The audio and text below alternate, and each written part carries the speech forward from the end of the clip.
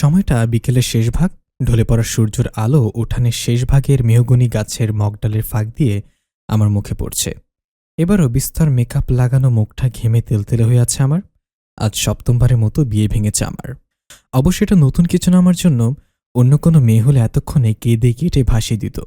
আমার মা কাঁদছে না, তার মতে আমার কপালে বিয়ে নেই। বাবা কাঁদছেন লুকিয়ে লুকিয়ে, মানুষের কথার জন্য না, আমার বিয়ে হচ্ছে না সেই জন্য কাঁদছে। আমি ভারী লেহেঙ্গাটা উঁচু করে উঠান থেকে ঘুরে আসলাম। মানুষের আনাগোনা নেই। ডেকোরেটরের লোকজন প্যান্ডেল থেকে জিনিসপত্র ভ্যানে ভরে নিয়ে যাচ্ছে। বাড়ির দক্ষিণ পাশে একটা ড্রাম আছে যেটাতে টিপকল লাগানো। এটা মূলত খাবার শেষ করে মেহমানদের হাত ধোয়ার ব্যবস্থা। দু একজন চাচিরা পান খেয়ে বগলের নিচে করে পান নিয়েও যাচ্ছে। আমি আমার রুমে যেতেই চোখ পড়ল আম্মা আব্বুর রুমে। ঝগড়া করছে একজন আরেকজনের সাথে। অন্য রুমে ৩ বোন মেকআপ তুলতে ব্যস্ত। একজন ছবি তুলে ফেসবুকে আপলোড করছে। আমি বুঝতে পারছি ঝগড়াটা আমাকে নিয়ে হচ্ছে। আমার গ্রামের মানুষ সাধারণত ১৬ থেকে ১৭ বছর হলেই বাবা মেয়েরা মেয়েদের বিয়ের তোড়জোড় শুরু করে দেয়। সেখানে আমার বয়স ২৪ পেরিয়ে ২৫-এ পা দিল, কিন্তু আমার বিয়ে হচ্ছে না। কোনো এক অজানা কারণে বিয়ে ভেঙে যায়। এবার বর পালিয়ে গেছে, একবার অ্যাক্সিডেন্ট হয়েছে, একবার ছেলে বিয়েতে না করে দিয়েছে, ইত্যাদি ইত্যাদি। আমি আমাকে কম সুন্দরী বললেও ভুল হবে। লোকেরা বলে আমার মতো মেয়ে এই গ্রামে পাওয়া মুশকিল, কিন্তু পাত্রপক্ষ এসে বলে যায় পরে জানাবে, আর জানেও না, জানালেও বিয়ে ভেঙে যায়। আমার ছোট ৩ বোন আছে, ২ জন যমজ। ওদের বয়স ২২ বছর হলো। অন্যটা সবার ছোট, বয়স ১৯। ওদের কারোর বিয়ে হয়নি। কারণটা হলাম আমি। কিছুক্ষণ চুপচাপ দাঁড়িয়ে থেকে রুমে ঢোকার আগেই দেখলাম আম্মু রেগে মেগে বাইরে যাচ্ছে। গন্তব্যস্থল জানার আগ্রহী হতেই মায়ের পিছু পিছু ছুটলাম আমি।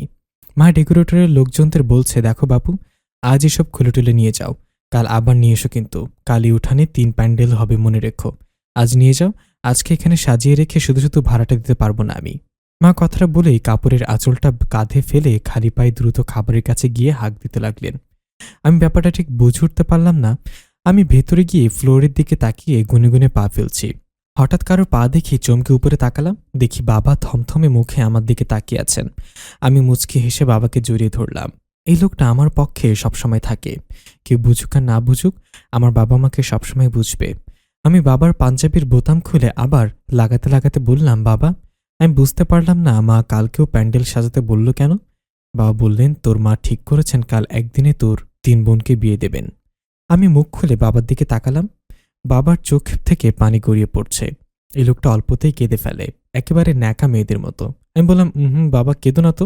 আল্লাহ তাআলা প্রত্যেকটা মেয়ের জীবনেই একজন পুরুষ পাঠিয়েছেন, সেই হিসেবে আমার জন্য পাঠিয়েছেন। তুমি আর তোড়জোড় করো না তো। সঠিক সময় আসুক, আল্লাহ তাআলা নিজ থেকেই সব ব্যবস্থা করে দিবেন।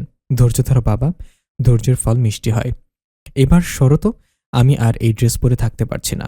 আমি রুমে গিয়ে বিছানায় বসে পড়লাম। একটা চিরকুট এখনো পড়ে আছে এখানে। আমি চিরকুটের উপর হাত বুলিয়ে অস্ফুট স্বরে বললাম, কি আপনি? আমাকে আর কত অপমান বদনাম সহ্য করতে হবে? বদনামের পাল্লাটা বেশ যে ভারী হয়ে গেছে, আর বয়ে বেড়ানোর শক্তি আমার নেই। আমার যেহেতু গ্রামে থাকি, তাই এখানে নিজস্ব ওয়াশরুম বলতে কিছু নেই। ঘরের পেছনের দিকে একটা টিউবওয়েল আছে, সেখানে গোসলের ব্যবস্থা। আমি ২ বালতি পানি টিপে টিপে মাথায় লাগাতে লাগলাম। মেকআপ ঘষে তুলতে যা তা অবস্থা হয়ে গেল আমার। এই একটা জিনিস আমি অপছন্দ করি, কিন্তু আমার বোনেরা ঠিকই জোর করবে। আমি ফ্রেশ হয়ে বিছানায় বসে চিরকুটটা হাতে নিলাম, পড়তে আরম্ভ করলাম আবারও। এই নিয়ে ২১ বার চিরকুটটা পড়া শেষ আমার। লেখা আছে, আপনি কখনো ভোরে ঘুম থেকে জেগে ওঠার সূর্য দেখেছেন? কি অপরূপ সৌন্দর্য, তাই না? আপনি ঠিক তেমনই স্নিগ্ধ কোমল। আপনাকে কি বলে সম্বোধন করব ঠিক বুঝে উঠতে পারছি না। প্রিয় মানুষদের নাকি অনেক নামে ডাকা যায়, তবে আপনি কি আমার সত্যি প্রিয়? প্রিয় হওয়ার অধিকারটা আমার এখনো হয়নি। যেদিন প্রিয় হতে পারবো সেদিন কোনো নাম দিব। আপনার বিয়ে হচ্ছে না কারণটা আপনি জানেন না, তবে আমি অনেকটাই জানি বলে মনে হচ্ছে। যদি কখনো দেখা দেই তবে বলবো আপনাকে। আপনি জানেন এই বাংলা চিরকুটটা লিখতে আমার কত কষ্ট হয়েছে? এটা ১ সপ্তাহ আগের লেখা চিরকুট, তবে শেষ ২ লাইন যোগ করে দিলাম। আজ আপনার বিয়ে, তবে আজও আপনার বিয়েটা ভেঙে যাবে। ইতি, জিনালয় থেকে বলছি।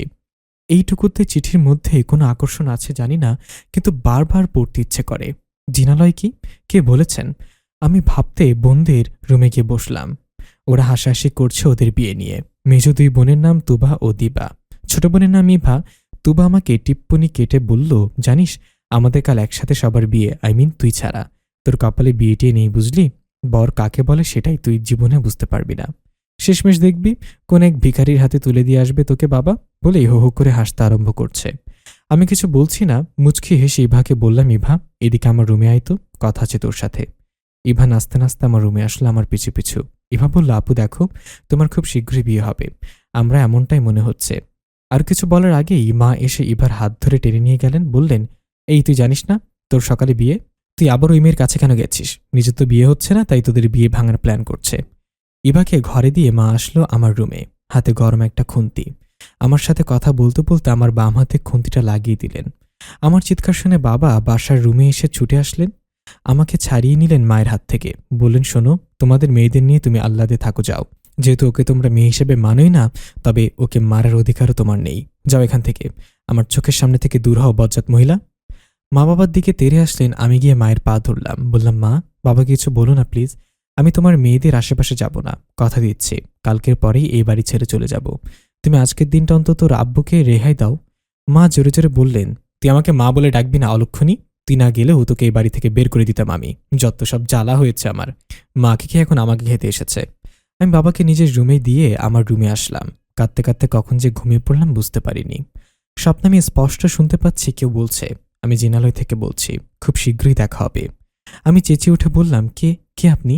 আপনি কি জানেন আমার বিষয়ে বলুন। আর কোনো কথা শোনা গেল না। আমি বার কয়েক ডেকে ব্যর্থ হয়ে উঠে বসলাম। ঘেমে চপচপে হয়ে গেছি।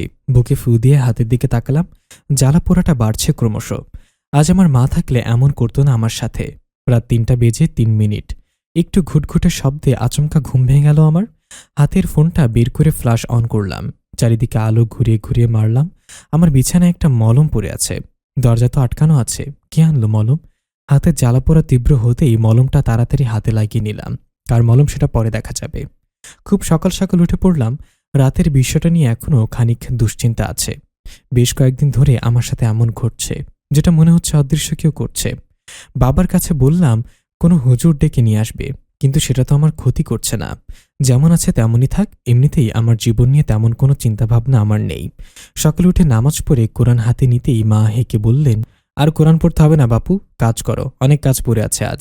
আমি কোরআনটা আগের জায়গায় রেখে বাইরে বেরিয়ে আসলাম। ৮টা নাগাদ সব কাজ শেষ করে বোনদের রুমে গেলাম। দেখি পার্লার থেকে মেরে এসে বোনদের সাজিয়ে দিচ্ছে। কালকের কথা মনে আসতে আমি রুমে চলে গেলাম। ৩টে বিয়ে হবে, পাত্র ঠিক করাই ছিল। মায়ের মেয়ে বলে গয়না দিয়ে জড়িয়ে দিলেন ৩ মেয়েকে। আমি একটা শাড়ি পরে নিলাম, চুলগুলো খোপা করে গাজরা লাগিয়ে দিলাম। কপালে একটা টিপ দিয়ে হালকা লিপস্টিক দিয়ে বসে রইলাম কিছুক্ষণ। বোনদের নিয়ে যাওয়া হলো প্যান্ডেলে। ৩টে বিয়ে হবে, তাই এত সকাল সকাল আয়োজন। ৩টি প্যান্ডেল, ৩ বোনকে বসে দেওয়া হলো। বড় এসে গেছে। আমি দরজা দিয়ে উঠানে নামতেই একটা ছেলের মুখোমুখি হলাম। ছেলেটা আমাকে আগাগোড়া খুঁটে খুঁটে দেখছেন। একটু পরেই হাঁটু ভাঁজ করে হাতে একটা আংটির বক্স নিয়ে বললেন, তুমি কি আমাকে বিয়ে করবে? একটু পরে হাঁটু ভাঁজ করে বসে বলল কথাটা। আমি প্রায় ৫ মিনিট ছেলেটার দিকে তাকিয়ে রইলাম। প্রায় শখানেক লোকজন আমাদের দুজনকে দেখছেন। কেউ কেউ বিষয়টা ফিল্মি স্টাইলে নেয়ার জন্য ভিডিও করছে। আমি কিছুক্ষণ পরে মাথা নাড়িয়ে না প্রকাশ করলাম। ছেলেটা রাজি না হওয়ার কারণ জানতে চাইলেন। আমি উত্তর দিলাম, আমি আপনাকে চিনি না এবং আপনিও আমাকে চেনেন না। আর একটা মেয়ের বিষয়ে না জেনে শুনে বিয়ে করা উচিত নয়। আর আমিও তো আপনাকে চিনি না। আপনার পরিবার ছাড়া আপনাকে বিয়ে করব কিভাবে? ছেলেটা মুখে হাসি রেখেই দীর্ঘশ্বাস ফেলে বলল, আমি তোমার বিষয়ে সবকিছু জানি। তোমার প্রথম এবং প্রধান সমস্যা হলো তোমার বিয়ে হচ্ছে না। ভয় নেই, আমি বিয়ে না করে এখান থেকে যাচ্ছি না। আমি মুখটা ছোট করে জিজ্ঞাসা করলাম, করুণা করছেন? ছেলেটা চোখ দুটো বড় বড় করে মাথা নাড়িয়ে নাড়িয়ে বলল, এই না না, তোমাকে আমার পছন্দ হয়েছে। অনেকের কাছে জিজ্ঞাসা করলাম, বলল, সেই হিসেবেই জানলাম। ভাবলাম পছন্দ যখন করেছি বিয়ে না করে যাচ্ছি না। এতক্ষণে আমার পিছে বাবা এসে দাঁড়ালেন। মা দূরে দাঁড়িয়ে হেসে হেসে শেষ হয়ে যাচ্ছে। বাবা ছেলেটাকে বলল, তুমি যদি সব জেনে শুনে আমার মেয়েকে বিয়ে করতে চাও তবে আমার কোনো আপত্তি নেই, তবে তোমার ফ্যামিলি নিয়েই তোমাকে বিয়ে করতে হবে। ছেলেটা হেসেতে বলল, ও এই ব্যাপার, কোনো সমস্যা না। আমি বাসায় ফোন করছি, ৩০ মিনিটের মধ্যেই তারা চলে আসবেন। বাবা খুশি বললেন, তবে আমরা আমাদের মেয়েকে সাজাই? ছেলেটা বলল, না, আমার পরিবার যে ড্রেস গয়না আনবে সেগুলো দিয়েই তারাই সাজিয়ে নেবে। আর বোনদের বিয়ে হোক, এর মধ্যে ওকে সাজানো হয়ে যাবে। বাবা বিয়ের জন্য ইতিমধ্যে আরও একটা প্যান্ডেল বানানো শুরু করে দিয়েছে। ভর দুপুরে ভ্যাপসা গরমে অসহ্য লাগছে চারপাশ। ঘরের সামনের রুমে একটা টেবিলের ওপর মাথা মাথা হয়ে বসে আছি দুজন। ছেলেটার গায়ে সাদা পাতলা একটা শার্ট। শার্টটা গরমে ঘামে ভিজে গায়ের সাথে মিশে গিয়ে পিঠে থাকা তিলটে স্পষ্ট দেখা যাচ্ছে। বুকের দিকে দুটো বোতাম খোলা, হাতাগুলো ফোল্ড করা। ক্লিন শেপ হচ্ছে একটা ছেলেকে এত সুন্দর লাগে সেটা এই ছেলেকে না দেখলে বোঝা যাবে না। হাতে রূপালি রঙের ঘড়িটায় বারবার তাকিয়ে বিরক্তি প্রকাশ করছে ছেলেটা। বসার রুমে ফ্যান না থাকায় কষ্ট হচ্ছে আরও। কিছুক্ষণের জন্য ছেলেটা প্রেমে পড়ে গেলাম। আমাকে চুপ থাকতে দেখে ছেলেটা আমাকে জিজ্ঞাসা করে বসল, আপনার নাম কি? আচমকা প্রশ্নে হকচকিয়ে উঠে উত্তর দিলাম, আফরা। আফরা আভা। আপনি? ছেলেটা বলল, আমি আয়ান। আপনি কিসে পড়েন? আমি বললাম, অনার্স 3য় বর্ষে। আপনি? আমি আপাতত পড়ালেখা করছি না। আপনি কি এই গ্রামেই পড়েন? না, আমি ঢাকায় থাকি। এটা আমাদের পৈতৃক বাড়ি। আমার বাবা গ্রামের মোড়ল। আমার বিয়ে ঠিক হয়েছিল, তাই ঢাকা থেকে এখানে এসেছিলাম। আমাদের কথার মাঝেই গাড়ির শব্দ পাওয়া গেল। আয়ান অস্ফুট স্বরে বলল, মায়েরা চলে এসেছে। আয়ান দৌড়ে বাইরে গেল। উৎসুক জনতা উৎসুক দৃষ্টিতে রাস্তার দিকে তাকিয়ে আছে। পরপর 7টা মাইক্রো এসে থামল। মাইক্রোগুলোর রং ঝকঝকে সাদা। ভেতর থেকে বেরিয়ে আসলেন কতগুলো সুন্দরী মহিলারা। সবাই সাদা জামা কাপড় এবং সাদা গয়না পরে আছে। সবার হাতে একটা করে ডালা সাদা চকচকে কাপড় দিয়ে মোড়ানো। মহিলাগুলো সারিবদ্ধভাবে ঘরের ভেতর ঢুকলেন। এদিক সেদিক তাকালেন না। সোজা ঢুকতেই আমি সামনে পড়লাম। সালাম দিতেই উত্তর দিলেন একজন মহিলা। সবার মুখে হাসি যেন লেগে আছে। এত সুন্দর চেহারার জন্যই হয়তো বিধাতা হাসি সৃষ্টি করেছিলেন। একজন আমাকে সাজাতে ব্যস্ত হয়ে পড়লেন। অন্য আরেকজন মহিলা আমার বাবা মাকে খুঁজতে লাগলেন। বাবা আসতে সব মহিলারা চারিদিকে কাপড় চোপড় টেনে টুনে ঠিক করে নিলেন। মহিলাটি বাবাকে সালাম দিলেন। বাবা সালামের উত্তর দিয়ে বললেন, আপনি ছেলের কি হন? মহিলাটি উত্তর দিলেন, আমি ছেলের মা। বাবা ফের জিজ্ঞাসা করে, ও আচ্ছা, আপনারা এই বিয়েতে রাজি আছেন তো? না থাকলে বলুন, আমরা জোর করে মেয়েকে বিয়ে দিব না। আসলে আমার মেয়ের বিয়ে ভেঙেই যায়। জানি না এবারও তেমন হয় কিনা। আয়নের মা বললেন, না না, তেমন কিছুই হবে না। আমরা মেয়ে নিয়ে তবেই ফিরব। আমার ছেলের পছন্দ আছে বলতে হবে। তা মেয়ের মা কোথায়? তাকে দেখছি না যে। বাবা এদিক সেদিক তাকাতেই দেখলেন মা আমার 3 বোনকে নিয়ে আমার দিকে আসছেন। বাবা হাত দিয়ে ইশারা করে বললেন, ও ওই তো। আয়নের মা ঘাড় ঘুরিয়ে মাকে দেখে আমার কাছে আসলেন। আমায় গয়নাগুলো বের করতেই সবাই চমকে উঠল। ডায়মন্ড? কি এগুলা? আয়নের মা শব্দ করে বলে উঠলেন, আমি আমার ছেলের বউকে তো আর সেসব গহনা দিতে পারি না যেগুলো এই ধরনের দামি পাথর, যা স্বচ্ছ কাচের বা ডায়মন্ডের মতোই দেখতে। এগুলো সহজে পাওয়া যায় না। বেশ কড়া দাম এই গহনাগুলোর। ডায়মন্ডের থেকেও বেশি এবং দুর্লভ। মায়ের চোখটা ঝিলিক দিয়ে উঠল। তিনি আমাকে ইশারা করলেন গয়নাগুলো বোনদের দিয়ে দিতে। মাঝে বাদ সাধল আয়নের মা। এই গহনা থেকে একটা গহনাও কি পাথর যেন এদিক সেদিক না হয়। যদি কারোর দরকার হয় আমার কাছে এসে যেন চেয়ে নেয়। এখন তো আত্মীয়ই না করব না, কিন্তু আমার ছেলের বউয়ের থেকে তা কোনোভাবেই না। মা মুখটা ফ্যাকাশে করে চলে গেলেন। আমাকে সাজানো হলো। সাদা একটা লেহেঙ্গা পরিয়ে দেওয়া হলো। এত গরমের মধ্যে আমি লেহেঙ্গাটা পরে আরাম পাচ্ছি। আয়ান বাইরে বসে বোনদের বিয়ে দেখছেন। দুপুরে কড়া রোদের ঝাঁজটা কমে গেছে। 3 বোনের বিয়ে শেষ হয়েছে। এখন সবাই অপেক্ষা করছে আমার জন্য। আয়ন এখনও সেই শার্টটা পরেই আছে। আমার দিকে একেবারে জন্য তাকাচ্ছে না। বিকেল 4:30 নাগাদ আমার বিয়েটা হয়ে গেল। ফাইনালি এতটা বছর পর আমার বদনামের পাল্লাটা শূন্য হলো। 5টার দিকে আমরা গাড়িতে রওনা হলাম। এবার গাড়ি 7টা না 8টা, একটা আমাদের জন্য আলাদা। আমাকে আর আয়ানকে ওই একটা গাড়িতে উঠালো। আমার বাবা আমার গাড়ির কাছ ধরে এসে এখনো কেঁদে যাচ্ছে। আমার মাকে হাত জোর করে বললাম, মা, এখনো তো আমি তোমাদের সংসারে বসে বসে খাবো না। এখন থেকে আর বাবাকে কিছু বলো না প্লিজ। মা কোনো কথা বলেনি। তুবা আর দিবা আয়ানকে নিয়ে কথা বলছে। কেন আয়ান ওদের পছন্দ করলো না এই ভেবে হাঁসফাঁস করছে। ইভা আমার কাছে এসে বলল, দেখেছ আপু, আমি বলেছিলাম না, আমার কথাই কিন্তু হয়েছে। এই যে দুলা ভাই, আমি ট্রিট কিন্তু পাই, ভুলে যায়েন না কিন্তু। এখনই উসুল করতাম, আমার হাজবেন্ডের জন্য পারছি না। আয়ান হেসেতে বলল, অবশ্যই, কেন নয়। এভা বলল, ভাইয়া এমনভাবে বললেন না, আপনার কণ্ঠেই তো পাগল হয়ে যাই। শেষমেশ দেখা যাবে আমি আমার হাজবেন্ড ফেলে আপনার কাছে পালিয়ে গেছি। তখন কিন্তু আমার বোন আর হাজবেন্ড স্বামী বউহারা হয়ে যাবে। আয়ন শব্দ করে হেসেতে বলল, বা দারুণ কথা বলেছ তো তুমি। আমার এমনিতেও তোমার বোনকে পছন্দ নয়, তোমাকে পছন্দ। Will you marry me? এবার ছোট বাচ্চাদের মতো খিল করে হেসেতে বলল, নো, আমি বিবাহিত এবং আপনার থেকে কম সুন্দর একজন জামাইও আছে। এরকম কথার মাঝে কেটে গেল বেশ কিছুটা সময়। 5টার পরে আমরা রওনা দিলাম। গাড়িটা কোথায় যাচ্ছে বুঝতে পারছি না। পাশে আয়ান অন্যমনস্ক হয়ে বাইরে তাকিয়ে আছে। গাড়ির ভেতরে গরম লাগার কারণে আমি জানালা খুলে দিতে লাগলাম। আমি আমার পাশে জানালা খুলে দিতে লাগলাম। হঠাৎ হাতের উপরে ভেজা কিছু টের পেয়ে হাতের দিকে তাকালাম। হাতের উপর পানির ফোঁটা পেয়ে আমি আয়নের দিকে তাকালাম। আয়ন কাঁদছে, চোখ থেকে টপ টপ করে পানি পড়ছে। আমি আয়নকে গাড়ি থামিয়ে দিতে বললাম। আয়ন গাড়ি থামালো। আমি জিজ্ঞাসা করলাম, আপনি কাঁদছেন কেন? আপনি কি বিয়েতে খুশি নন? তবে বলুন, আমি চলে যাচ্ছি। আয়ন কোনো কথা বলল না। হঠাৎ বাচ্চা ছেলেদের মতো আমাকে জড়িয়ে ধরে হু হু করে কেঁদে উঠল। ওর কান্না দেখে আমার নিজের কান্না পেয়ে যাচ্ছে। জিজ্ঞাসা করলাম, কি হয়েছে বলুন আমাকে। আয়ন বলল, আফরা, আমি যাকেই ভালোবাসি সেই হারিয়ে যায়।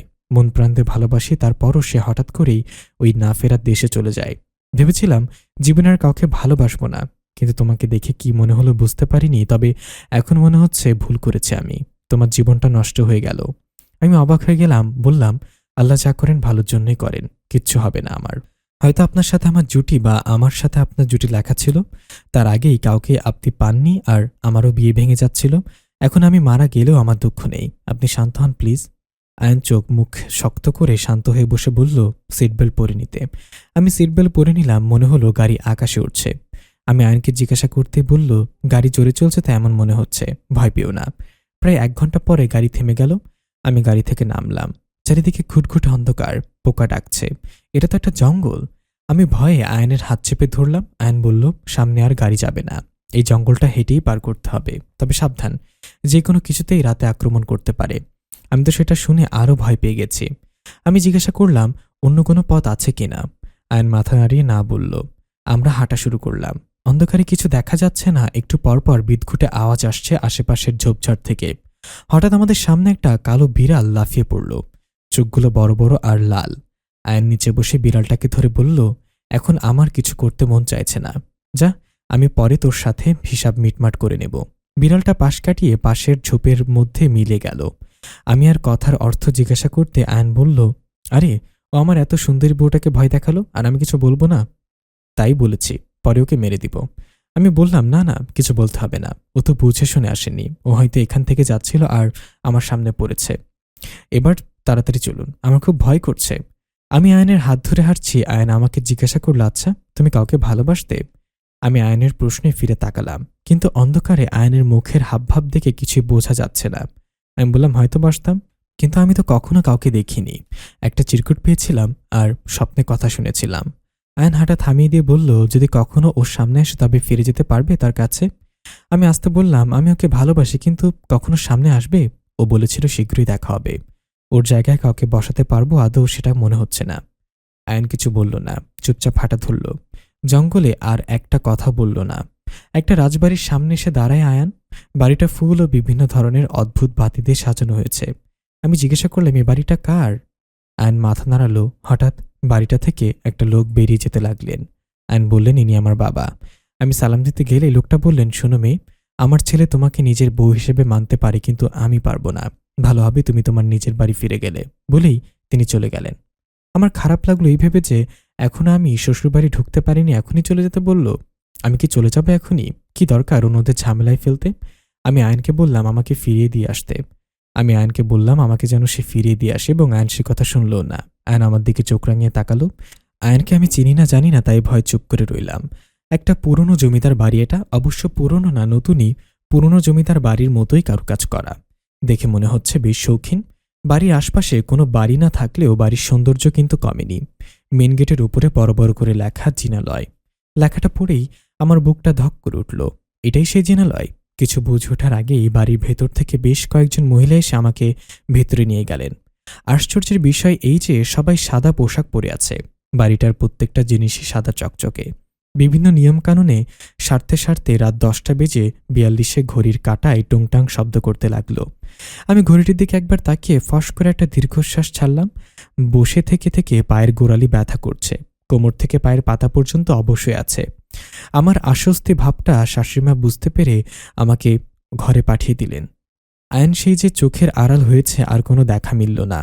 আমার রুমটা বেশ কায়দা করেই সাজানো হয়েছে, সবগুলোই তাজা ফুল, এখনো শিশির কণাগুলো শুকায়নি। এই দিনে এমন অদ্ভুত টাইপের ফুল কোথায় পেল বুঝলাম না। কিছু কিছু ফুল তো জন্মের পর থেকেই দেখিনি, কিছু ফুল দেখলেও নাম জানি না। নিজের ভাষায় বলি মাইক ফুল। অদ্ভুত রুচি। 11টা বাজতে চলল। ঘুম একটু পরপরই জানান দিচ্ছে আমি এসেছি। ক্লাসে দেরি করে আসার পরে স্যার যে কড়া কথা বলে দেয়, খবরদার ভেতর আসবি না, আসবি তো খবর আছে, ওখানেই কান ধরে দাঁড়িয়ে থাক। আর স্টুডেন্টটা একটু পরপরই বলে, স্যার আসবো? আমার অবস্থা ঠিক তেমনই। ঘুমকে কড়া দিয়ে বলে দিয়েছে, খবরদার আর এখন আসবি না। এখন আবার ঘুম বলছে আমি কি আসবো? বাসার ঘরে জামাই আসিনি, অথচ বউ নাক ডেকে ঘুমাচ্ছে, এটা মানায়? বিষয়টা একদমই মানে না। এসব ভাবতে ভাবতে দরজায় ঠেলা দিয়ে ভেতরে আসলো আয়ন। এসে আলমারি খুলে সাদা সুতোর কাজ করা, সাথে উপরে সাদা চুমকি বসানো একটা শাড়ি বের করে দিলেন। বললেন, আমি চেঞ্জ করে আসছি, আপনি বসুন। আমার পরে আপনি যাবেন কেমন? আমি মাথা নাড়িয়ে হ্যাঁ সূচক সংকেত দিতেই দ্রুত পা চালিয়ে ওয়াশরুমে ঢুকে গেলেন আয়ান। একটু পরে আয়ান বেরিয়ে আসলো ওয়াশরুম থেকে। এসেই মাথা মুছতে মুছতে ইশারা দিয়ে বলল ওয়াশরুমে যেতে। আমিও বাধ্য মেয়ের মতো শাড়িটা হাতে নিয়ে ওয়াশরুমে ঢুকে গেলাম। আমি কিছুক্ষণের মধ্যেই শাড়ি পরে বেরিয়ে আসলাম। এসে বিছানায় আগের মতো চুপটি করে বসে রইলাম। আয়ান শার্ট খুলতে খুলতে বলল, অনেক রাত হয়েছে, আর সারাদিন আপনার উপর থেকে অনেক ঝামেলা গেছে। আপনি এখন ঘুমিয়ে পড়ুন কেমন? আর রাতে আমার শরীরে একদম হাত দেবেন না, পরে কিন্তু আপনি বিপদে পড়বেন। আমি কিছু বলার আগেই আয়ান অন্যদিকে ফিরে ঘুমিয়ে পড়ল। যা বাবা, আমি তো ভেবেছিলাম সব ছেলেরাই এক, এখন তো দেখছি পুরোটাই উল্টো। আমার ভালোই হয়েছে। একটা ছেলেকে না জেনে শুনে তার সাথে শারীরিক সম্পর্ক করা ঠিক হবে না। তার উপর খুব ক্লান্ত আমি, তাই ওপাশ ফিরে ফিরে শুয়ে পড়লাম। খুব ভোরে আজানের সময় আমার ঘুমটা ভাঙল। উঠে দেখি আয়ান উপর হয়ে শুয়ে আছে। পিঠের উপরে কালো তিলটে স্পষ্ট দেখা যাচ্ছে। কেমন একটা ঘোর লাগা দৃষ্টিতে তাকিয়ে রইলাম কিছুক্ষণ। চারিদিক নিস্তব্ধ, পাখির কিচিমিচির শব্দ ছাড়া কিছুই টের পাওয়া যায় না। কি অপূর্ব অনুভূতি। আমি উঠে অজু করে আয়ানকে ডাক দিলাম। আয়ানের চোখের কোণে পানি জমে আছে। ঘুমাতে গিয়েও মানুষ কান্না করে। আমি নামাজে দাঁড়ালাম। আয়ান ওঠেনি, হয়তো নামাজ পড়ার অভ্যাস নেই। আমি নামাজ পড়ে কোরআন শরীফ খুঁজতে পেলাম না, তাই না পড়েই মন খারাপ করে পাশের বেলকনিতে গেলাম।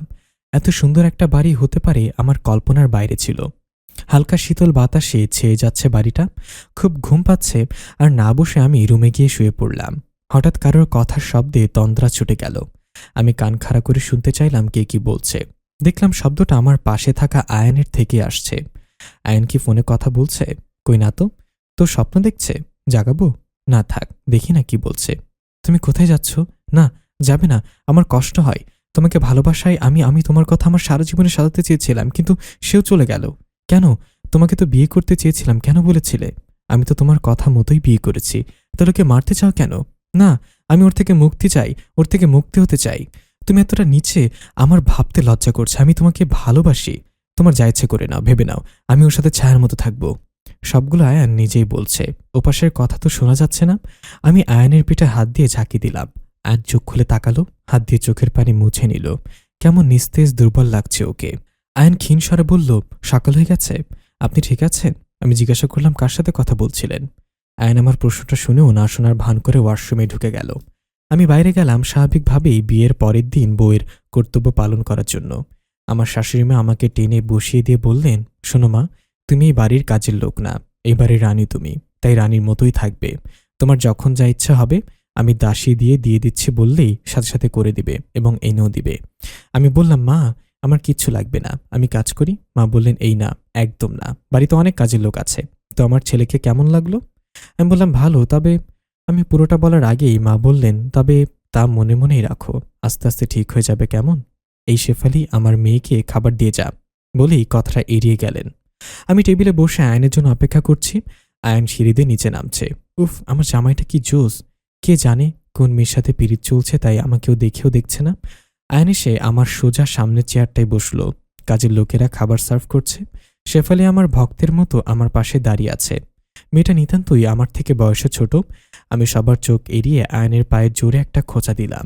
একটা চোখ মেরে ভ্রু দুটো দিয়ে ইশারা করলাম। আয়ন আমার দিকে তাকিয়ে হা হয়ে আছে। আমি আবারও আয়নের পায়ে খোঁচা মারতে গেলাম। হায় হায়, এ কি! পা এত শক্ত হলো কিভাবে? খোঁচা মেরে আমি নিজেই ব্যথা পেয়ে আর চোখে আয়নের দিকে তাকালাম। আয়ন মুচকি হেসে চোখ মেরে চলে গেল।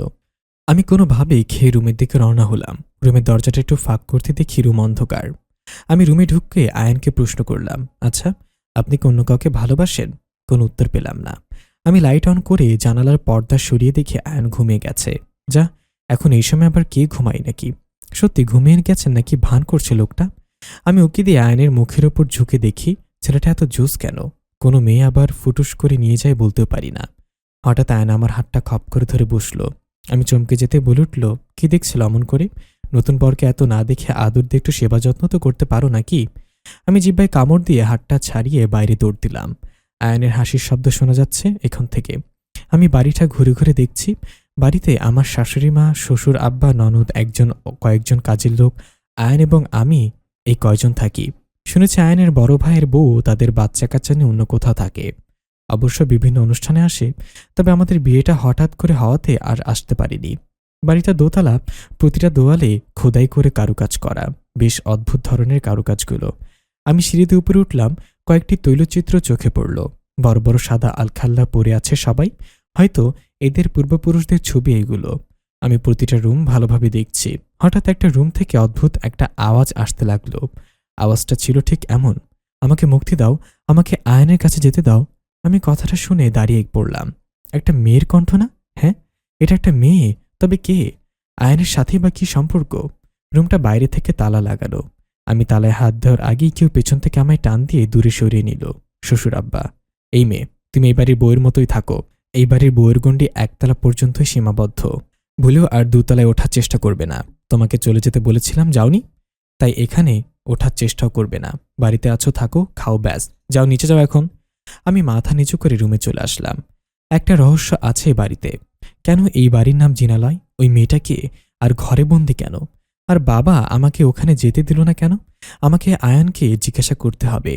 আয়ান, এই আয়ান, উঠো না, কথা আছে। কি হলো, ডাকছো কেন? বিয়ে করারই একটা অপকার, নিজের স্বাধীনতা নেই। উফ, রাখুন তো আপনার স্বাধীনতা। আগে বলুন ওই মেয়েটা কে? কোন মেয়েটা আবার? আমার বোন নাকি? ও তো মহুয়া। আরে বাবা, আমি তো মহুয়াকে চিনি। আরে ওই যে উপরে, যে উপরে। তুমি উপরে গিয়েছিলে? ও শিট, কি হয়েছে? বাবা দেখেছেন তোমাকে? হ্যাঁ, উনি আমাকে এতগুলো কথা শুনিয়ে দিলেন। ভালো করেছে। তুমি আমাকে না বলে কেন গিয়েছিলে? মানে, এটা তো বাড়ির মধ্যেই, তাই না? আর আপনি তো আমাকে বারণ করেননি। আচ্ছা শোনো, আর যাবে না কেমন? আচ্ছা, কিন্তু ওই মেয়েটাকে বলুন তো। কেউ না, ওটা তোমার মনের ভুল। আমি স্পষ্ট শুনেছি ও আপনার কাছে আসতে চাইছে। এটা তোমার ধারণা। এখন আমাকে একটু ঘুমাতে দাও না। আচ্ছা আপনি ঘুমান, আমি একটু নিচে যাই বাগানে। আচ্ছা, তবে বাগানে একটা বাউন্ডারি আছে, তার বাইরে এক পাও দিবে না। আবার নিষেধ? ধুর, যাবই না আমি। আচ্ছা ঘুমাও। আমিও আয়নের পাশে শুয়ে পড়লাম। আয়ন আবারও ঘুমিয়ে পড়েছে। আমি আয়নের চুলের মধ্যে আঙ্গুল বুলিয়ে দিচ্ছি। এত বোরিং লাইফ কি ভালো লাগে? শুধু শুয়ে থাকো, বসে থাকো, কাজ নেই, কিচ্ছু নেই। উনিও ঘুমাচ্ছেন এই অবেলায়। যাই, আমি একটু ঘুরে আসি বাগান থেকে, সময় কাটবে।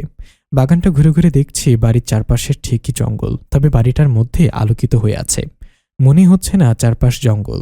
ঘুরতে ঘুরতে কখন যে বাউন্ডারির বাইরে গিয়েছি বুঝতেও পারিনি।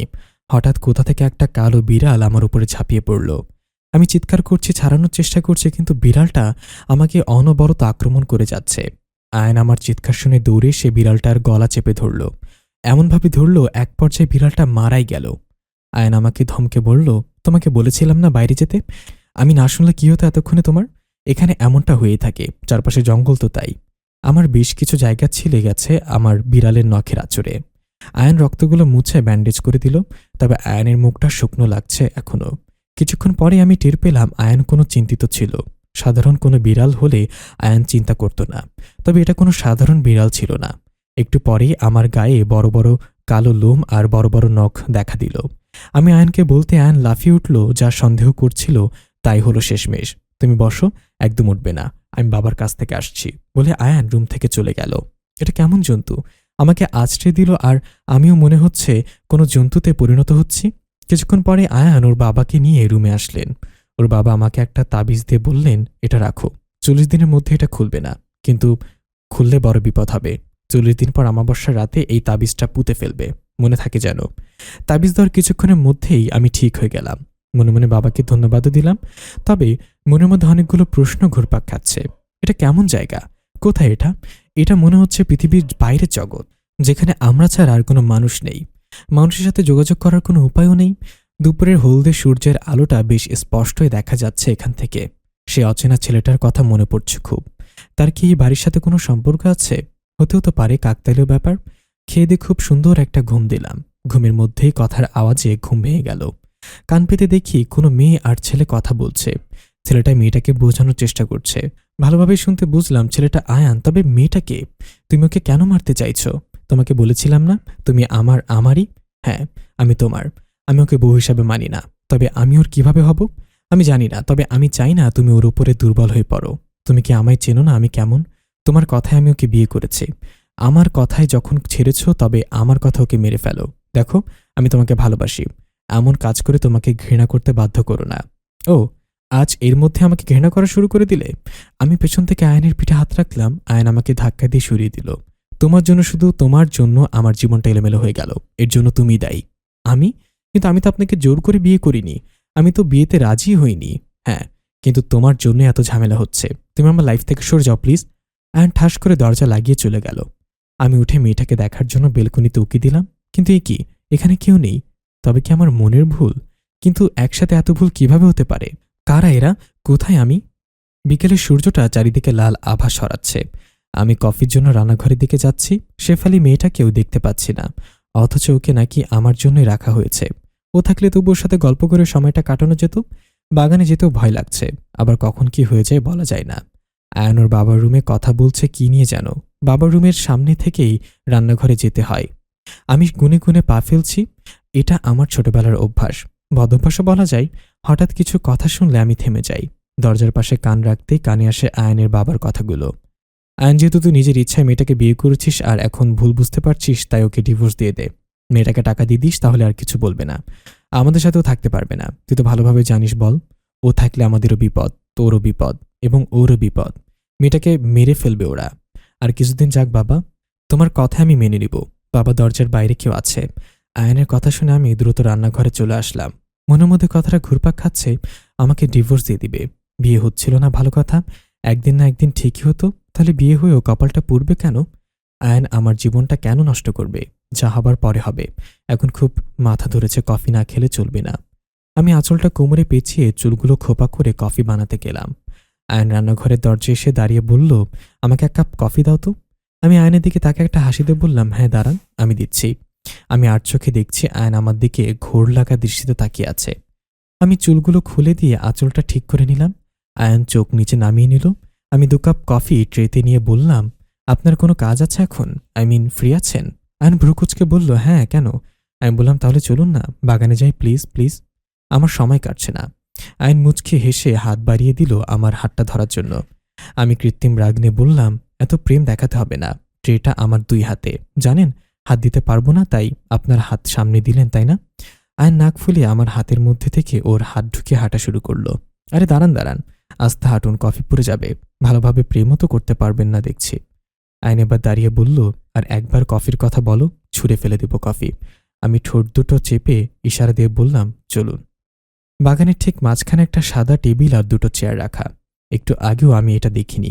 কতবার তাকিয়েছি, কে রাখলো কে জানে। ধুর, এখন আমার প্রেম করার সময়। যে রাখছে রেখেছে, থ্যাংক ইউ। আমি আর আয়ান সামনাসামনি বসলাম কফি হাতে নিয়ে। আমি চোখ মেরে অন্যদিকে তাকিয়ে রইলাম। আয়ান মুচকি হেসে অস্ফুট স্বরে বলল, পাগলি। আমি ব্যস্ত হয়ে বললাম, আচ্ছা, আমার কিছু প্রশ্ন ছিল, আপনি উত্তর দিবেন কেমন? আয়ান জোরে শ্বাস নিয়ে বলল, ঠিক আছে বলো। এটা কোন জায়গা? জায়গাতে কি হবে? এটা পৃথিবীর মধ্যে আছে, বাইরে না। বলেন না। আচ্ছা, এখানে আর কোনো বাড়ি নেই কেন? কারণ জায়গাটা তাদের পছন্দ নয়, আমাদেরই পছন্দ। জায়গাটা তো অদ্ভুত কেন? জায়গাটা অদ্ভুত হওয়ার ছিল তাই, আর আমি কোনো অদ্ভুত দেখছি না। আপনারা তো সাদা রং কেন ব্যবহার করেন? সবকিছু সাদা কেন? এটা আমাদের সেই পূর্ব আমল থেকে চলে আসছে। এখানে সবার পছন্দের রঙই সাদা। আরও রং আছে অবশ্য, আকাশি, নীল, এইসব। ধুর, কি যে রং, আমার এসব রং একদমই পছন্দের না। আরে রং হবে pink, purple, dark purple, maroon, এইসব। আচ্ছা, তোমার পছন্দ মতো ড্রেস আমি কিনে দেবো কেমন? হ্যাঁ অবশ্যই। আমি কি আপনাদের মতো বিধবা নাকি? বিধবা মানুষের সাদা রং পরে। আসছে, আমরা সদ্ভাব। আচ্ছা শোনেন, আপনি কি অন্য কাউকে ভালোবাসেন? হঠাৎ এই প্রশ্ন?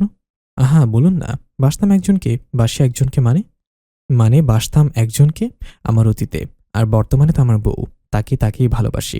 বউ রেখে অন্য জায়গায় নজর দেওয়া হারাম। কিন্তু আমাকে তো ডিভোর্স দিবেন, তাই না? মানে? মানে? তুমি শুনছো তাই না? হ্যাঁ। যদি আমাকে ভালোবাসা দিয়ে অতীত ভোলাতে পারো, তবে আমি ডিভোর্স দিব না। সেটা তো আমার একার পক্ষে সম্ভব না, তাই না? শোনো, কাল অনুষ্ঠান আছে বাড়িতে, অনেক বড় অনুষ্ঠান, অনেকে আসবে, সাবধানে থাকবে। এখন ওঠো, সূর্য ডুবে গেলে এখানে থাকা যাবে না। আমি উঠে হাঁটতে হাঁটতে বললাম, আচ্ছা, আমরা অন্য কোনো জায়গায় থাকতে পারি না? আয়ন আমার গলটা টেনে বলল, হবে, একদিন সব হবে। আগে বাচ্চা কাচ্চা হোক, কয়েক ডজন। আমি আয়নের পিঠে থাপ্পড় দিয়ে বললাম, ডজন মানে?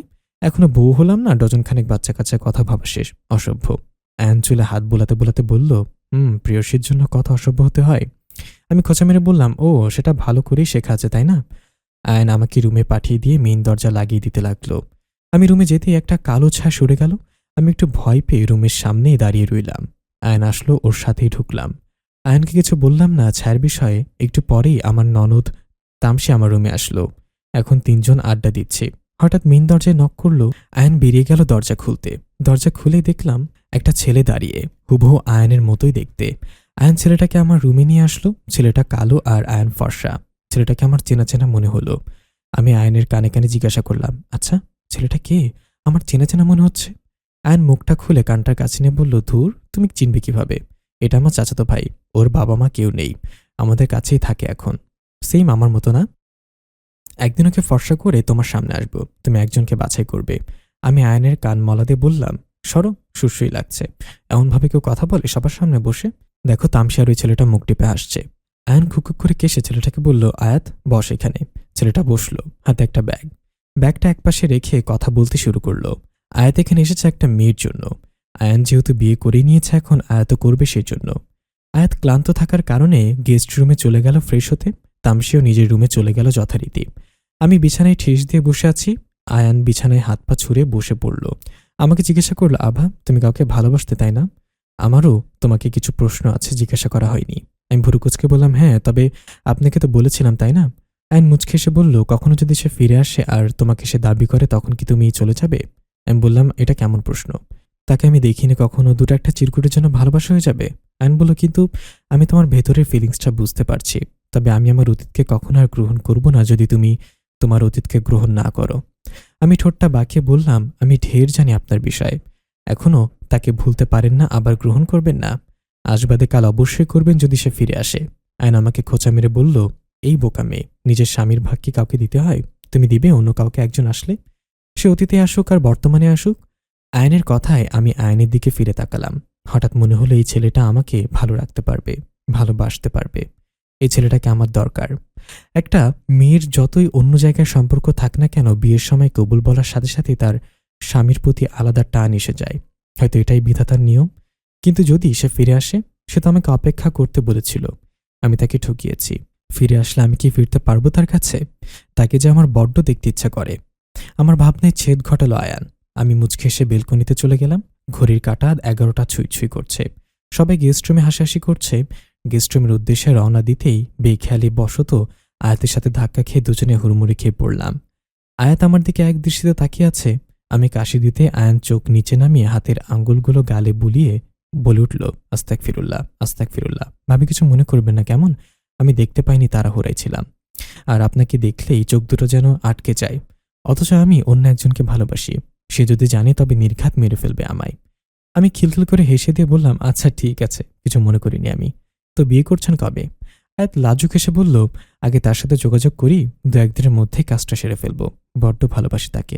তাকে ছাড়া হয়তো বেঁচে থাকবো, তবে মরার মতো।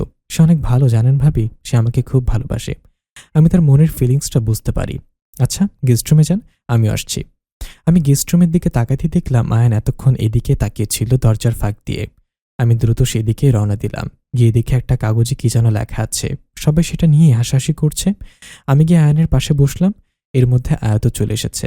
আয়াত এসে তামসির হাত থেকে ছু মেরে চিরকুটটা নিয়ে নিল। তারপর জোরে সরে বলল, সবাই রেডি তো?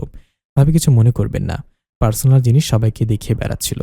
আসলে আমি বাংলা বলতে পারলে লিখতেও পারি না, বিদেশে ছিলাম তো। বাংলা ওদের থেকেই শিখেছি। আমি মাথা নাড়িয়ে হ্যাঁ বলে দিলাম। সবাই চিল্লিয়ে বলল, আমরা রেডি। আয়াত পড়তে শুরু করলো। আজও সম্বোধন করলাম না, বিরক্ত হলো। হওয়ারই কথা। একটা ছেলে জানা নেই শোনা নেই চিঠি লিখেছি। আমি তোমাকে কখনো দেখিনি, তবে মৃদু বাতাসের মতো মন খুলে অনুভব করেছি। তোমাকে কেন ভালোবেসি সেটা না হয় দেখা হওয়ার পরে বলবো। তোমাকে যে কতটা ভালোবাসি সেটা বুঝতে পারবো না। তোমার বাবাকে আমাদের বিয়ের কথা বলো। আমি আমার পরিবারকে জানিয়ে দিয়েছি। তারা রাজি হয়েছেন এবং বিয়ের ব্যবস্থা করছেন। ইতি, জেনালয় থেকে বলছি। চিঠিটা পড়েই আয়াত লজ্জায় মুখ ঢেকে নিল। আমিও সবার সাথে তাল মিলিয়ে মজা করে যাচ্ছি। 11টার দিকে সবাই খেয়ে দিয়ে ঘুমাতে গেল। আমি আর আয়ান রুমে ঢুকতেই দরজা বন্ধ করে দিলাম। আয়ান বিছানায় উঠতে উঠতে বলল, জানো আভা, আয়াত ওই মেয়েটার জন্য অনেক পাগল। 5 বছর ধরে ওই মেয়েটার জন্য পড়ে আছে। অথচ মেয়েটা ওকে মনে হয় দেখেইনি আর কখনো কথাও বলেনি। আমি চুল আঁচড়াতে আঁচড়াতে বললাম, তাহলে ভালোবাসলো কিভাবে? আয়ান বলল, পরে বলবো, এখন শুয়ে পড়ো, ঘুম পাচ্ছে খুব। আমিও তাড়াতাড়ি করে শুয়ে পড়লাম। এই বাড়িটা বেশ ঠান্ডা ঠান্ডা, তাই পাতলা কাঁথা মুড়ি দিয়ে ঘুমিয়ে পড়লাম। ঘণ্টাখানেক পর অদ্ভুত এক অনুভূতি হতে লাগলো। দম বন্ধ হয়ে আসছে আমার। নিঃশ্বাস নিতে না পেরে উঠে পড়লাম। লাইট অন করাই ছিল, ঘেমে জবজবে হয়ে গেছি। পানির গ্লাস হাতে নিতেই দেখলাম একটা কাগজ বিছানার উপর। সন্দেহবশত কাগজটা হাতে নিয়ে উল্টো পাল্টে দেখলাম। কাগজের ভাঁজ খুলে দেখতে পেলাম সেই চিরপরিচিত অক্ষরগুলো। কাটা কাটা অক্ষরে লেখা আছে। আজও সম্বোধন করলাম না, বিরক্ত হলে হওয়ারই কথা। একটা ছেলে জানা নেই শোনা নেই চিঠি লিখেছি। আমি তোমাকে কখনো দেখিনি, তবে মৃদু বাতাসের মতো মন খুলে অনুভব করেছি। তোমাকে কেন ভালোবেসি সেটা না হয় দেখা হওয়ার পরেই বলবো। তোমাকে যে কতটা ভালোবাসি সেটা বোঝাতে পারবো না। তোমার বাবাকে আমাদের বিয়ের কথা বলো। আমি আমার পরিবারকে জানিয়ে দিয়েছি, তারা রাজি হয়েছেন এবং বিয়ের ব্যবস্থা করছেন। ইতি জিনালয় থেকে বলছি। চিঠিটা পড়ে মুখে হাত দিয়ে বসে পড়লাম। চোখ থেকে পানি গড়িয়ে পড়ছে। আমি আয়ানকে ডাক দিলাম, আয়ান, আয়ান উঠুন বলছি, আয়ান উঠুন তাড়াতাড়ি। আয়ান হাই তুলতে তুলতে উঠে বসলো। ঘুম ঘুম কণ্ঠে বলল, কি হয়েছে, ডাকছো কেন? আমি ব্যস্ত হয়ে উত্তর দিলাম, চিঠি। আয়ান ভ্রুকুচকে বলল, চিঠি? কোথায় চিঠি? এখানে তো কোনো চিঠি আসার কথা না। দাও তো এদিকে, দেখি তো। আমি চিঠিটা আয়ানের হাতে দিয়ে চোখ মুখ ঢেকে রইলাম। আয়ান চিঠিটা পড়ে আমার দিকে তাকিয়ে রইল। আমি ভয় পেয়ে বললাম, বিশ্বাস করুন আয়ান, আমি বুঝতে পারছি না কিছু। আপনি তো জানেন সবই, বলেছি তো আপনাকে। আয়ান অস্ফুট স্বরে বলল, তার মানে তুমিই সেই মেয়ে, আর আয়াতই তোমার অতীত? হঠাৎই রুমটা নিস্তব্ধতায় ভরে গেল। কারোর মুখে কোনো কথা নেই। আমি হু হু করে কেঁদে উঠলাম। আয়ান আমাকে এক হাত দিয়ে জড়িয়ে ধরে বলল, কেঁদো না, আমি বুঝতে পারছি। আমি কিছু বলবো না পাগলি, তোমার লাইফ, তোমার ডিসিশন। বলেই আয়ান চুপ করে রইল। আমি আয়ানের বুকে মুখ লুকিয়ে কেঁপে কেঁপে বললাম, আমি যাব না ওর কাছে। আমি অতীত চাই না, আমি আপনাকে চাই। আপনাকে ছেড়ে আমি কোথাও যাব না। আয়ান আমাকে শক্ত করে ধরে আছে। আমাকে আয়ান ঘুমাতে বলল। আমি ঘুমাচ্ছি না। আয়ানকে বললাম, আমি ঘুমাবো না, ঘুমালেই ওই লোকটা আমার স্বপ্নে আসবে। আয়ান চুপ করে রইল। হঠাৎ এক ঘটনা ঘটে গেল। আমাদের রুমে জানালাটা খোলাই ছিল। হঠাৎ জানালার বেলকনি থেকে আমাদের দুজনকে এভাবে দেখে বড় একটা ধাক্কা খেল আয়াত। আমার হাতে এখনো চিঠিটা আছে, হাতের চাপে দুমড়ে মুচড়ে গেছে। আয়াত আয়ানকে বলল, আমি বুঝিনি আয়ান, তোর রুমে চলে আসব। আমি তো চিঠির পিছু নিয়েছিলাম, চিঠি যে এখানে আসবে সেটা বুঝতে পারিনি, আর সে যে তোর বউ এটাও বুঝতে পারিনি। আমি আয়াতের দিকে অসহায় দৃষ্টিতে তাকিয়ে আছি। আয়ান আয়াতকে ডেকে বসতে বলল। আমার ভয় করছে, যদি আয়াত কিছু করে বসে রাগের চোটে। আয়াত মাথা নিচু করে আছে, চোখ থেকে পানি গড়িয়ে পড়ছে ফ্লোরে। আমি ভয়ে আয়ানকে ধরে বসে আছি। তবে প্রাক্তনের সামনে নিজের হাজবেন্ডকে এভাবে ধরাটা বোধে উচিত হচ্ছে না। প্রাক্তন বললে ভুল হবে, আমরা প্রেম করিনি, কখনো কথা বলিনি আমরা, শুধু কয়েকটা চিঠি দিয়েছে আয়াত। কষ্টে দুঃখে চোখ ফেটে পানি গড়িয়ে পড়ছে। কখনো কথা বলিনি আমরা। চারিদিকে নীরবতায় ছুঁয়ে আছে, কেউ কোনো কথা বলছে না। মিনিট পাঁচেক পর আয়াতই প্রথমে মুখ খুলল। আয়াত আয়ানকে বলল, ভাই তুই বিশ্বাস কর, আমি কিছু বুঝতে পারছি না। আমি ভাবিনি এমনটা হবে। আমি তো চিঠির পিছু নিয়েছিলাম, উল্টো তোর এখানে চলে আসলাম। আমি কিছু বুঝতে পারছি না এমনটা হবে। আমি তো চিঠির পিছু নিয়েছিলাম, উল্টো তোর এখানে চলে আসলাম। আমি বুঝিনি রে ওর বিয়ে হয়ে যাবে। আর ভাবি আপনি কিছু মনে করবেন না কেমন? একটা দুর্ঘটনা মনে করে সবকিছু ভুলে যান। আয়ান আয়াতকে বলল, ভাই তুই রুমে যা, গিয়ে ঘুমিয়ে পড়। যা হবার কাল সকালে হবে, লাইফ ওভার। সবাই সবকিছু বুঝে নেবে, তুই যা। আমি ওকে কোনো জোর করব না। আমরা এখন কোনো কথা বলছি না, দুজনে চুপচাপ। কিছুক্ষণ পর আয়ান বলল, আভা তুমি ঘুমিয়ে পড়ো, তুমি চিন্তা করো না, আমি তোমাকে জোর করব না। তোমার যা ইচ্ছা তুমি তাই করবে, এখন ঘুমিয়ে পড়ো কেমন? বলি আয়ান বেলকনিতে চলে গেল। খুব খারাপ লাগছে আমার লাইফটার জন্য।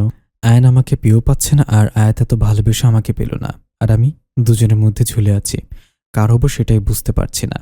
মাথাটা চিনচিন করছে, মাথাটা চেপে ধরে বসে আছি। কোনো উপায় না পেয়ে ঘুমিয়ে পড়লাম। 2 ঘন্টা পর একটা অদ্ভুত স্বপ্নে আমার ঘুম ভেঙে গেল। পাশে হাতড়ে দেখি আয়ান বিছানায় ঠেস দিয়ে বসে আছে। আমি আয়ানকে বলে ডাক দিতেই হু বলে সাড়া দিল। জিজ্ঞাসা করলাম, এখনো ঘুমাননি? বলল না। তুমি জেগে গেলে যে? বললাম, স্বপ্ন দেখেছি, ঘুম ভেঙে গেছে। কি অদ্ভুত স্বপ্ন, কি ভয়ঙ্কর। বলল, কি স্বপ্ন দেখেছ?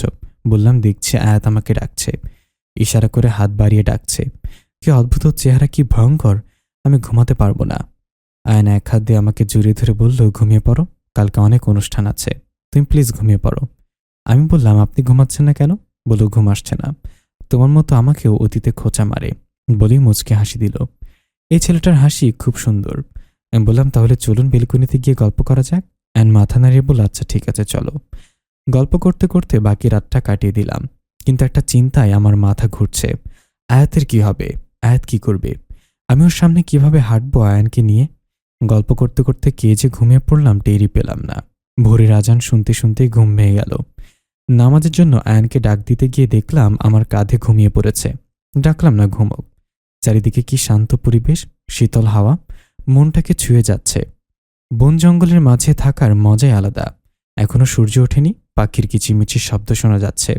ফুল ফুটতে শুরু করলো, শিশির এখনো শুকায়নি। বসে না থেকে কয়েকবার করে আয়ানকে ডাকলাম, নামাজ পড়তে হবে। কিছুক্ষণের মধ্যে আয়ান উঠে পড়ল। দুজনে উজু করে নামাজে দাঁড়িয়ে গেলাম। দুজনেই নামাজ পড়ছি। আমি আমার চাওয়াটা আল্লাহর কাছে চাইলাম, জানি না আল্লাহ চাও পূরণ করে কিনা। নামাজ শেষে পেছনে তাকিয়ে দেখলাম আয়ান মোনাজাতে কাঁদছে। কিছু বললাম না, মন খারাপ করে বাইরে চলে আসলাম। চারিদিকে সাজগোজ রব সাজানো হচ্ছে বাড়িটা। আজ যে অনুষ্ঠান আছে, আমার বৌভাতের অনুষ্ঠান।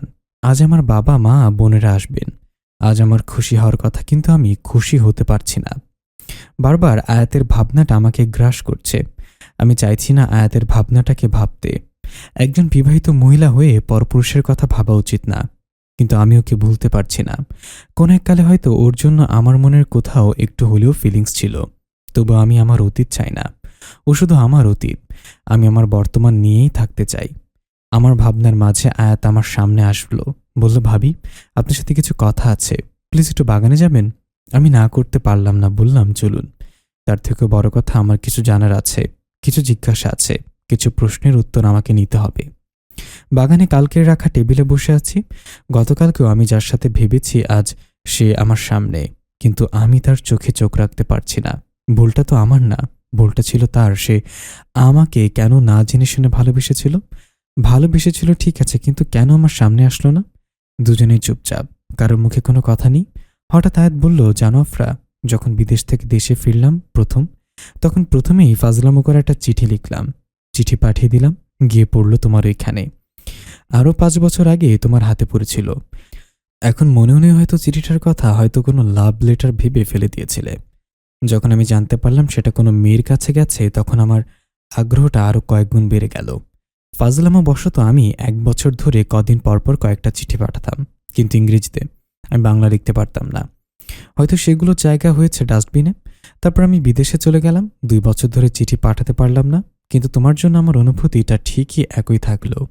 তোমার প্রতি আমার আগ্রহ, তুমি কি কোথায় থাকো, সেটা আমি কল্পনা করে নিয়েছিলাম, কখনো দেখার চেষ্টা করিনি। দেখতে গেলে হয়তো পারতাম, কিন্তু আমি চেয়েছিলাম 5টা বছর পর যখন আয়নের বিয়ে হয়ে যাবে, আমি সরাসরি তোমাকে দেখব। এর আগে আমি তোমাকে দেখব না। দেখব আমার চয়েস কতটা সুন্দর হয়। আজ দেখছে আমার চয়েস কতটা সুন্দর ছিল, কিন্তু এখন দেখে কি হবে বলো তো? আজ তুমি আমার ভাবি হয়ে গেছো।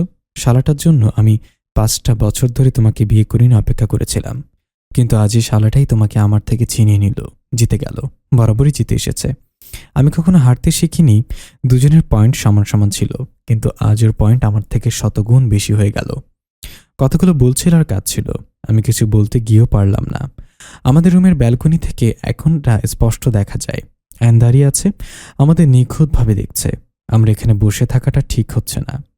তাই আয়াতকে বললাম, দেখুন, আয়ন ডাকছে, আমাকে যেতে হবে। আয়াত তাচ্ছিল হাসি, সে বলল, ডাকছে?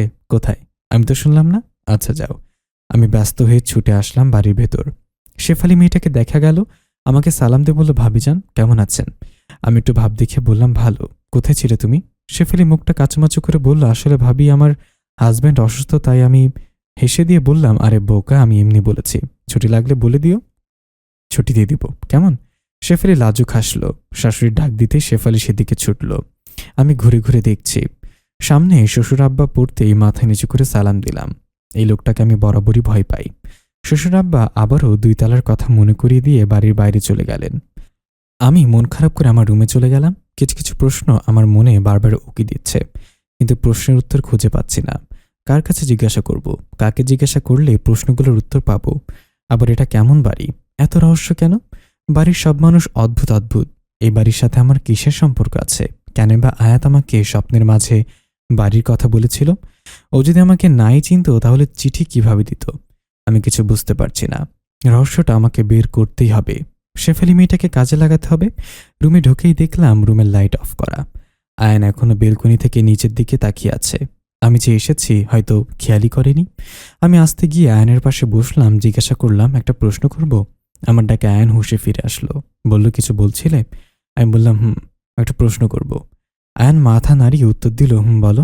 আমি জিজ্ঞাসা করলাম, এই বাড়িটার নাম জিনালয় কেন? আয়ন আর চোখে আমার দিকে তাকিয়ে বলল, এটা জানার সময় এখনো হয়নি তোমার। আস্তে আস্তে সব জানতে পারবে, বুঝলে? তোমাকে কিছুর বলার আছে আমার।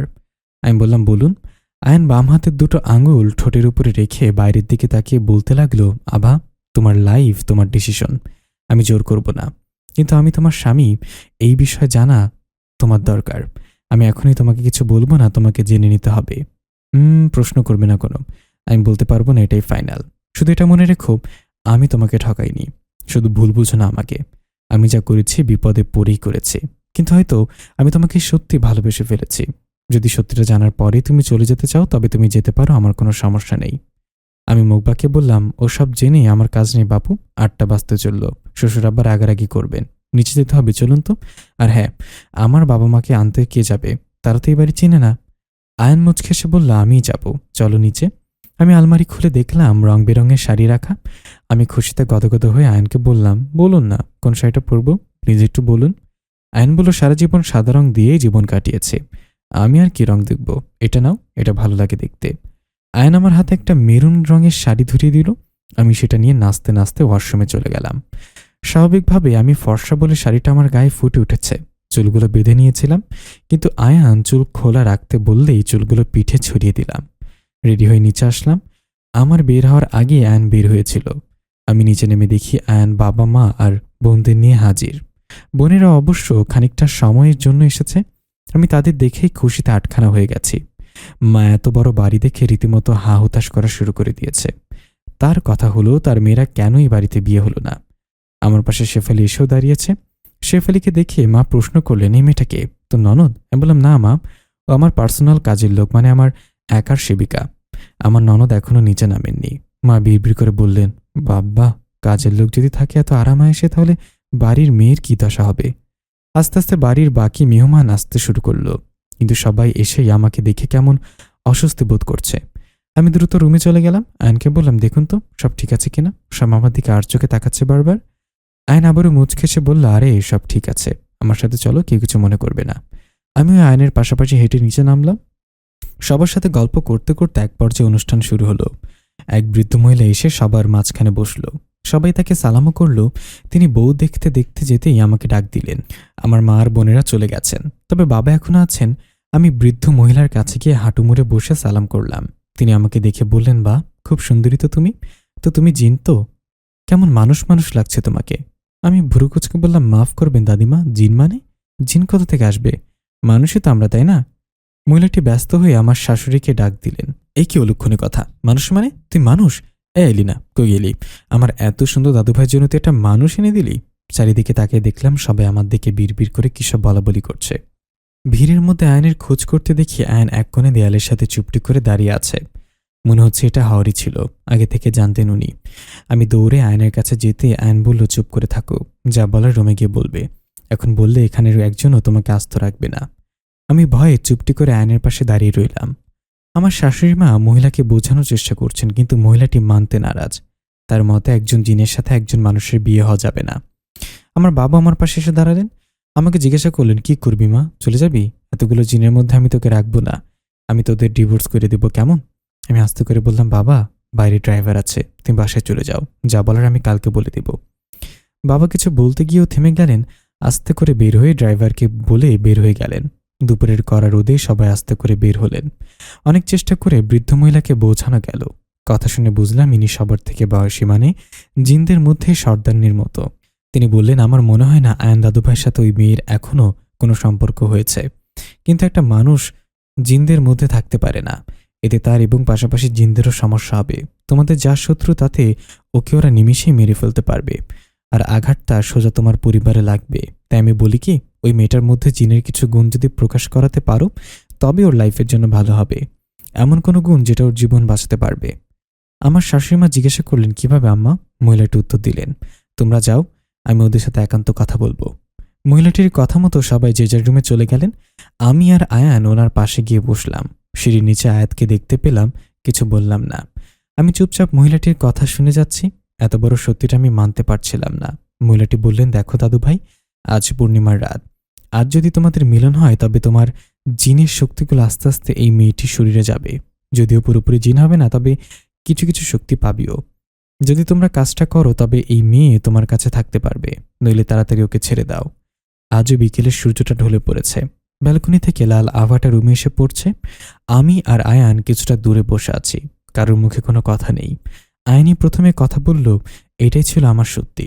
যদি সত্যিটা জেনেও তুমি থাকো তবে ভালো, আর না থাকলে আমি তো আর জোর করতে পারবো না। তবে থাকলে আমি এর পিছনে পুরো রহস্যটা বলবো। তোমার ইচ্ছা বা যা করো, আমার আর কিছু বলার নেই। আমি বড় করে শ্বাস নিয়ে বললাম, আপনি জিন হয়ে যদি আমাকে ভালোবাসতে পারেন তবে আমি মানুষ হয়েও আপনাকে ভালোবাসতে পারবো। আপনি আমার পাশে থাকলে আমি সারা জীবন আপনার পাশে থাকতে পারবো। আপনি আমাকে ছেড়ে যাবেন না? বিয়ে হলো না? হলো না। বিয়ে হয়েও যখন কপালে এমন কিছু ছিল তবে আর কি করার? হয়তো বিধাতা এমন কিছু চেয়েছে। আয়ান মুচকে এসে কোনো কাজে বাইরে চলে গেলেন। দরজায় টোকা পড়তেই দরজার দিকে ফিরে তাকালাম। দেখি আয়াত দাঁড়িয়ে আছে। কোনো কথা না বলেই রুমে এসে আয়ানের জায়গায় বসে পড়ল। দুজনেই এক, পার্থক্য শুধু কালো আর সাদায়। আয়াত বিভৎস একটা হাসি দিয়ে বলল, এই 2 দিন তুমি কুমারী ছিলে, আগে বলে তোমাকে নিয়ে যেতে পারতাম, এখন তার পারবো না বলেই হো হো করে হেসে দিল। ছি ছি, নোংরা চিন্তাভাবনাই লোকটার। একে আমি ভালো ভেবেছিলাম। আয়ানের বিয়ের পরেও এখনও আমাকে এমন একটা কথা বলেনি। আমি কাজের ছুতোয় বাইরে চলে গেলাম আয়নের কাছে। আয়ন কাজ করছে। এই সুযোগে আমি পেছন থেকে আয়নকে জড়িয়ে ধরলাম। আয়ন চমকে যেতেই আমার হাতের দিকে তাকিয়ে চুপ করে রইল। কেমন উসখুস করছে। আমি ছেড়ে দিয়ে বললাম, কি অতীত খোঁচা মারল? কেমন উসখুস করছেন? আমি ছেড়ে দিয়ে বললাম, কি অতীত খোঁচা মারল? আয়ন ঠোঁটটা বাঁকিয়ে উত্তর দিল, বউয়ের সামনে বসে অন্য মেয়ের কথা ভাবা কি মানায়? যেখানে আমার এত সুন্দর একটা বউ আছে। কিন্তু বউজান, এবার তো সরো, কাজ করতে হবে আমাকে। আমি দুষ্টুমি সুরে বললাম, না আমি ছাড়ব না। এভাবে কাজ করতে পারলে করেন, না হলে নেই। আয়ন আমার মুখটা 2 হাতের মধ্যে নিয়ে বলল, এমন করো না বউজান, যাও কাজ করতে হবে তো। আমি মুখটা ফুলিয়ে কোমরে হাত দিয়ে বললাম, আরে আমার একা একা ভালো লাগে না, কেউ নেই কথা বলার, একটা জিনের বাড়ি নেই নেটওয়ার্ক। আর আমি একা হলে আয়াত বেটা এসে কথা জুড়ে দেয়, কি বিচ্ছির ভাষা ওর। আয়ন মাথায় হাত দিয়ে বলল, হাই কি করবে বলো, প্রেমিকা বলে কথা। আচ্ছা, ও কি কোনো খারাপ কথা বলেছে তোমাকে? আমি ফুসোটা বললাম, একদম ঠিস মারবেন না, ওর তো ভালো ভেবেছিলাম আমি। ছি, কি নোংরা ভাবনা চিন্তা ওর। আয়ন ভুরুকুচকে বলল, কি বলেছ? আমি হাত নাড়িয়ে বললাম, ইস না না, আমি এসব বলতে পারবো না বলেই এক ছুটে বাড়ির ভেতরে চলে আসলাম। কেমন যেন ভালো লাগছে খুব। আয়নের সাথে ফ্রি হয়ে ভালো লাগলো, কেমন যেন ভালোবাসতে ইচ্ছে করছে। যাক, কপালে যা আছে মেনে নিলাম। আয়ান যদি আমাকে ভালোবাসতে পারে, ভালো রাখতে পারে, তবে আমার আর কি সমস্যা? তবুও নাতিপুতিদের বলতে পারবো, তোরা জিন মানবের বংশধর। ইস কি লজ্জা, কি ভাবছি আমি। আয়নের কথা ভাবতে গিয়ে আরো লজ্জা লাগছে। লম্বা চওড়া ফর্সা, চোখ দুটো বড় বড়, সবসময় সিল্কি চুলগুলো কপালে লেপটে থাকে। আর কি যে হ্যান্ডসাম, মনে হচ্ছে খুবই কেয়ারিং। কি কপাল আমার, এত সুন্দর একটা ছেলে পাবো কল্পনাও করিনি। ভেবেছিলাম যেহেতু বিয়ে হচ্ছে না, সেহেতু কোনো টাকলা ভুড়িওয়ালার সাথেই কিনা বিয়ে হয়। এ তো দেখছি চাঁদ কপাল আমার। নিজের ভাগ্যের উপর নিজেরই হিংসা হচ্ছে এখন। নিজের মনে মনে ভাবতে ভাবতে একা একা হাসছি। তামসি রুমের সামনে যেতেই কথার আওয়াজ পেলাম। কার কথা বলছে? দরজায় কান দিতেই তামসি আর আয়াতের কথা শুনতে পেলাম। প্রথমে সন্দেহ না করলেও একটা কথায় থমকে গেলাম। আমি দ্রুত মোবাইলটা বের করে রেকর্ড করতে শুরু করলাম। এ তো দেখছি ঘরের শত্রু বিভীষণ। নিজের ঘরের ভেতরে এত বড় ষড়যন্ত্র করতে একবারও ভাবল না তামসি। না, আজ কিছু বলা যাবে না। আজ বাড়ি অনুষ্ঠান আছে, আমাকে সরাসরি আয়নের সাথে কথা বলতে হবে। ওপাশ থেকে পায়ের আওয়াজ পেয়ে দ্রুত পা চালিয়ে রান্নাঘরে চলে গেলাম। রান্নাঘর থেকে আর চোখে দেখলাম আয়াত দরজা খুলে এদিক সেদিক তাকিয়ে চিন্তিত মুখে দরজা বন্ধ করে দিল। এই একটা সমস্যা, কি করি না করি জিনেরা আগে থেকে টের পেয়ে যায়। যাক, আমার রেকর্ডটা তো হলো, এবার শুধু ঝোপ বুঝে কোপ মারার পালা। রেকর্ড না করলে এই পরিবারের কেউই বিশ্বাস করবে না। আমার শ্বশুর আব্বা ভাবতেন আমি এই সংসারকে ভাঙার জন্য বানিয়ে বানিয়ে বলছি। তামসি মানুষ হলে আমি নিজে ওকে বোঝাতাম। এখন বোঝাতে গেলে তামসি রেগে যাবে। একটা মানুষ হয়ে জিনিস সাথে লড়া ইম্পসিবল। আমি কোমরে আঁচলটা বেঁধে ফোনটা আঁচলে গুজে ঘুরছি। সামনে শাশুড়ি আম্মা। মা আমাকে দেখে খুশি হয়ে গেলেন, বললেন, এখন তো আর তোমার কাছে কিছু লুকানোর নেই। তবে আমার ছেলে খুব ভালো, কত মেয়েরা যে ওর জন্য পাগল বলে বোঝাতে পারবো না। তোমার শ্বশুর আব্বা তো তার বোনের মেয়েকে ঠিকও করে রেখেছিল, কিন্তু আয়ন তোমাকে বিয়ে করে নিল, তাই তোমার শ্বশুর মানছে না, বুঝলে? অবশ্য তোমার ফুপি শাশুড়িরা আয়নের বিয়ের খবরটা এখনো পাননি, তাহলে দেখতে পারতে ওই ঢঙ্গি মেয়ের কীর্তিকলাপ। আমার একদম সহ্য হয় না। আর মাকে মাম্মি মমস এসব বলা চলে। আমাকেও বলে শাশুমা শাশু মমস। আরে মা বললেই তো মনটা ভরে যায় ঠিকমতো তোমার মতো। আমি খানিকটা লজ্জা নিয়ে বললাম, মা একটা কথা বলি, কিছু লুকাবেন না প্লিজ। মা বলে, না রে না, আর কি লুকাবো, বলো কি বলবে। আমি জিজ্ঞাসা করলাম, মা আয়নের অতীতগুলো আমাকে বলবেন? আয়নের মা চমকে উঠে বলল, দেখো মা, বিষয়টা আয়নকে নিয়ে। আয়নকে জিজ্ঞাসা না করে আমি কিছু বলতে পারবো না। ও পারমিশন দিলেই পারবে, এর আগে না। আর ওর অতীত সম্পর্কেও নিজেই ভালোভাবে বলতে পারবে। এই শেফালি, কইরে তুই? তোকে না বললাম তোর ভাবির আশেপাশে থাকতে, কোথায় মরতে গেলি আবার? আস্তে আস্তে মায়ের কথাগুলো মিলিয়ে গেল। মা শেফালিকে ডাকতে ডাকতে চলে গেছেন, আমি আয়নের থেকে জেনে নিব। আমি রুমে গেলাম, এর মধ্যেই তামসে আসলো আমার রুমে। জিজ্ঞাসা করলো, ভাবি তোমার ফোনটা কোথায়? প্রশ্নটা শুনে আমার কলিজা কাঁপা শুরু হয়ে গেছে। মনে মনে আয়নকে ডাকছি, ও থাকলে ভরসা পেতাম। হাতে পায়ে শিরোপুশিরাগুলো মনে হচ্ছে ঠান্ডায় বরফ হয়ে যাচ্ছে। আমি বললাম, কেন?" তামসি এসে বলল, "আরে তুমি ভয় পাচ্ছ কেন? আমি তো শুধু একটা বাসর ঘর সাজানোর ভিডিও দেখব, তারপর সেরকমটা ভাবে ঘর সাজাবো।" আমি যেন হাঁফ ছেড়ে বাঁচলাম। কোনোভাবে নিজেকে সামলে বললাম, "আরে ননদিনী যে, বাসর টাসর সাজাতে হবে না। আর আমার ফোনে চার্জ নেই। আসলে কি বলতো, এখানে নেট নেই তো, তাই কালকে রাতে বসে বসে বোর হচ্ছিলাম, তখন গেমস খেলে সব চার্জ শেষ করে ফেলেছি।" তামতে হতাশ মুখে বলল, "আচ্ছা তাহলে আর কি করার, দেখি কি করা যায়" বলেই তামসি চলে গেল। কি সুন্দর নিষ্পাপ চেহারা! কে বলবে এমন নিষ্পাপ চেহারার পেছনে একটা শাকচুনি রূপ লুকিয়ে আছে? তামসি আয়নের বোন নয়, এটা নকল তামসি। ওদেরকে বুঝতে দেওয়া যাবে না আমি এত কিছু জেনে ফেলেছি। আমি বাথরুমে খালি একটা টিস্যু বক্সে ফোনটা লুকিয়ে রাখলাম, যদিও কোনোভাবে তামসি বুঝতে পারে যেন ফোনটা না পায়। আমি ড্রেস চেঞ্জ করে ফ্রেশ হয়ে আকাশি রঙের একটা শাড়ি পরলাম। শেফালিকে ডাক দিতেই ফুস করে পাশে হাজির হলো। আমি লাফিয়ে উঠে বুকে থুতু দিয়ে বললাম, "শেফালি, তুমি এভাবে আসলে কেন? আমি ভয় পেয়েছি না?" শেফালি দাঁতগুলো বের করে বলল, "দুঃখিত ভাবিজান, আসলে হাঁটতে কষ্ট হয় তাই উঠতে থাকি। আপনার ডাক শোনার সাথে সাথে অদৃশ্য হয়ে হাজির হলাম। বলুন কিসের জন্য তলব করলেন?" আমি বললাম, "আচ্ছা বুঝলাম, যাও 1 কাপ কফি নিয়ে এসো। একদম কড়া করে 1 কাপ কফি, বুঝলে?" আমি কথা শেষ করার আগে আবার শেফালি ফট করে অদৃশ্য হয়ে গেল। আমি চমকে উঠে নিজের অজান্তে হেসে দিলাম। যাই হোক, বিনোদনের একটা উপায় তো পেলাম। সারাদিন এসব কাণ্ড দেখব আর হাসব। আমি ভেবে শেষ করার আগে শেফালি আবারও হাজির। এবার ভয় পেলাম না। আমার আফসোস হচ্ছে, আমি যদি ওদের মতো উঠতে পারতাম। কফিটা আমার হাতে দিয়ে জিজ্ঞাসা করলো, "আমি কি থাকবো ভাবিজান?" বললাম, "বসো।" শেফালির হাতের ইশারা একটা চেয়ার টেনে বসে পড়ল। আমাদের সোজাসুজি আয়ান কাজ করছে। ও মূলত কোঠার দিয়ে কাঠ কেটে কেটে রাখছে। আসলে ওদের বাইরের জগতের সাথে কোনো যোগাযোগ নেই বললেই চলে। তাই অনুষ্ঠানের জন্য কাঠ নিজেদেরই কাটতে হয়। জিনেরা তো কম খেতে পারে না। জিনেরা কি খায় না খায় আমি তো ভালোভাবেই জানি।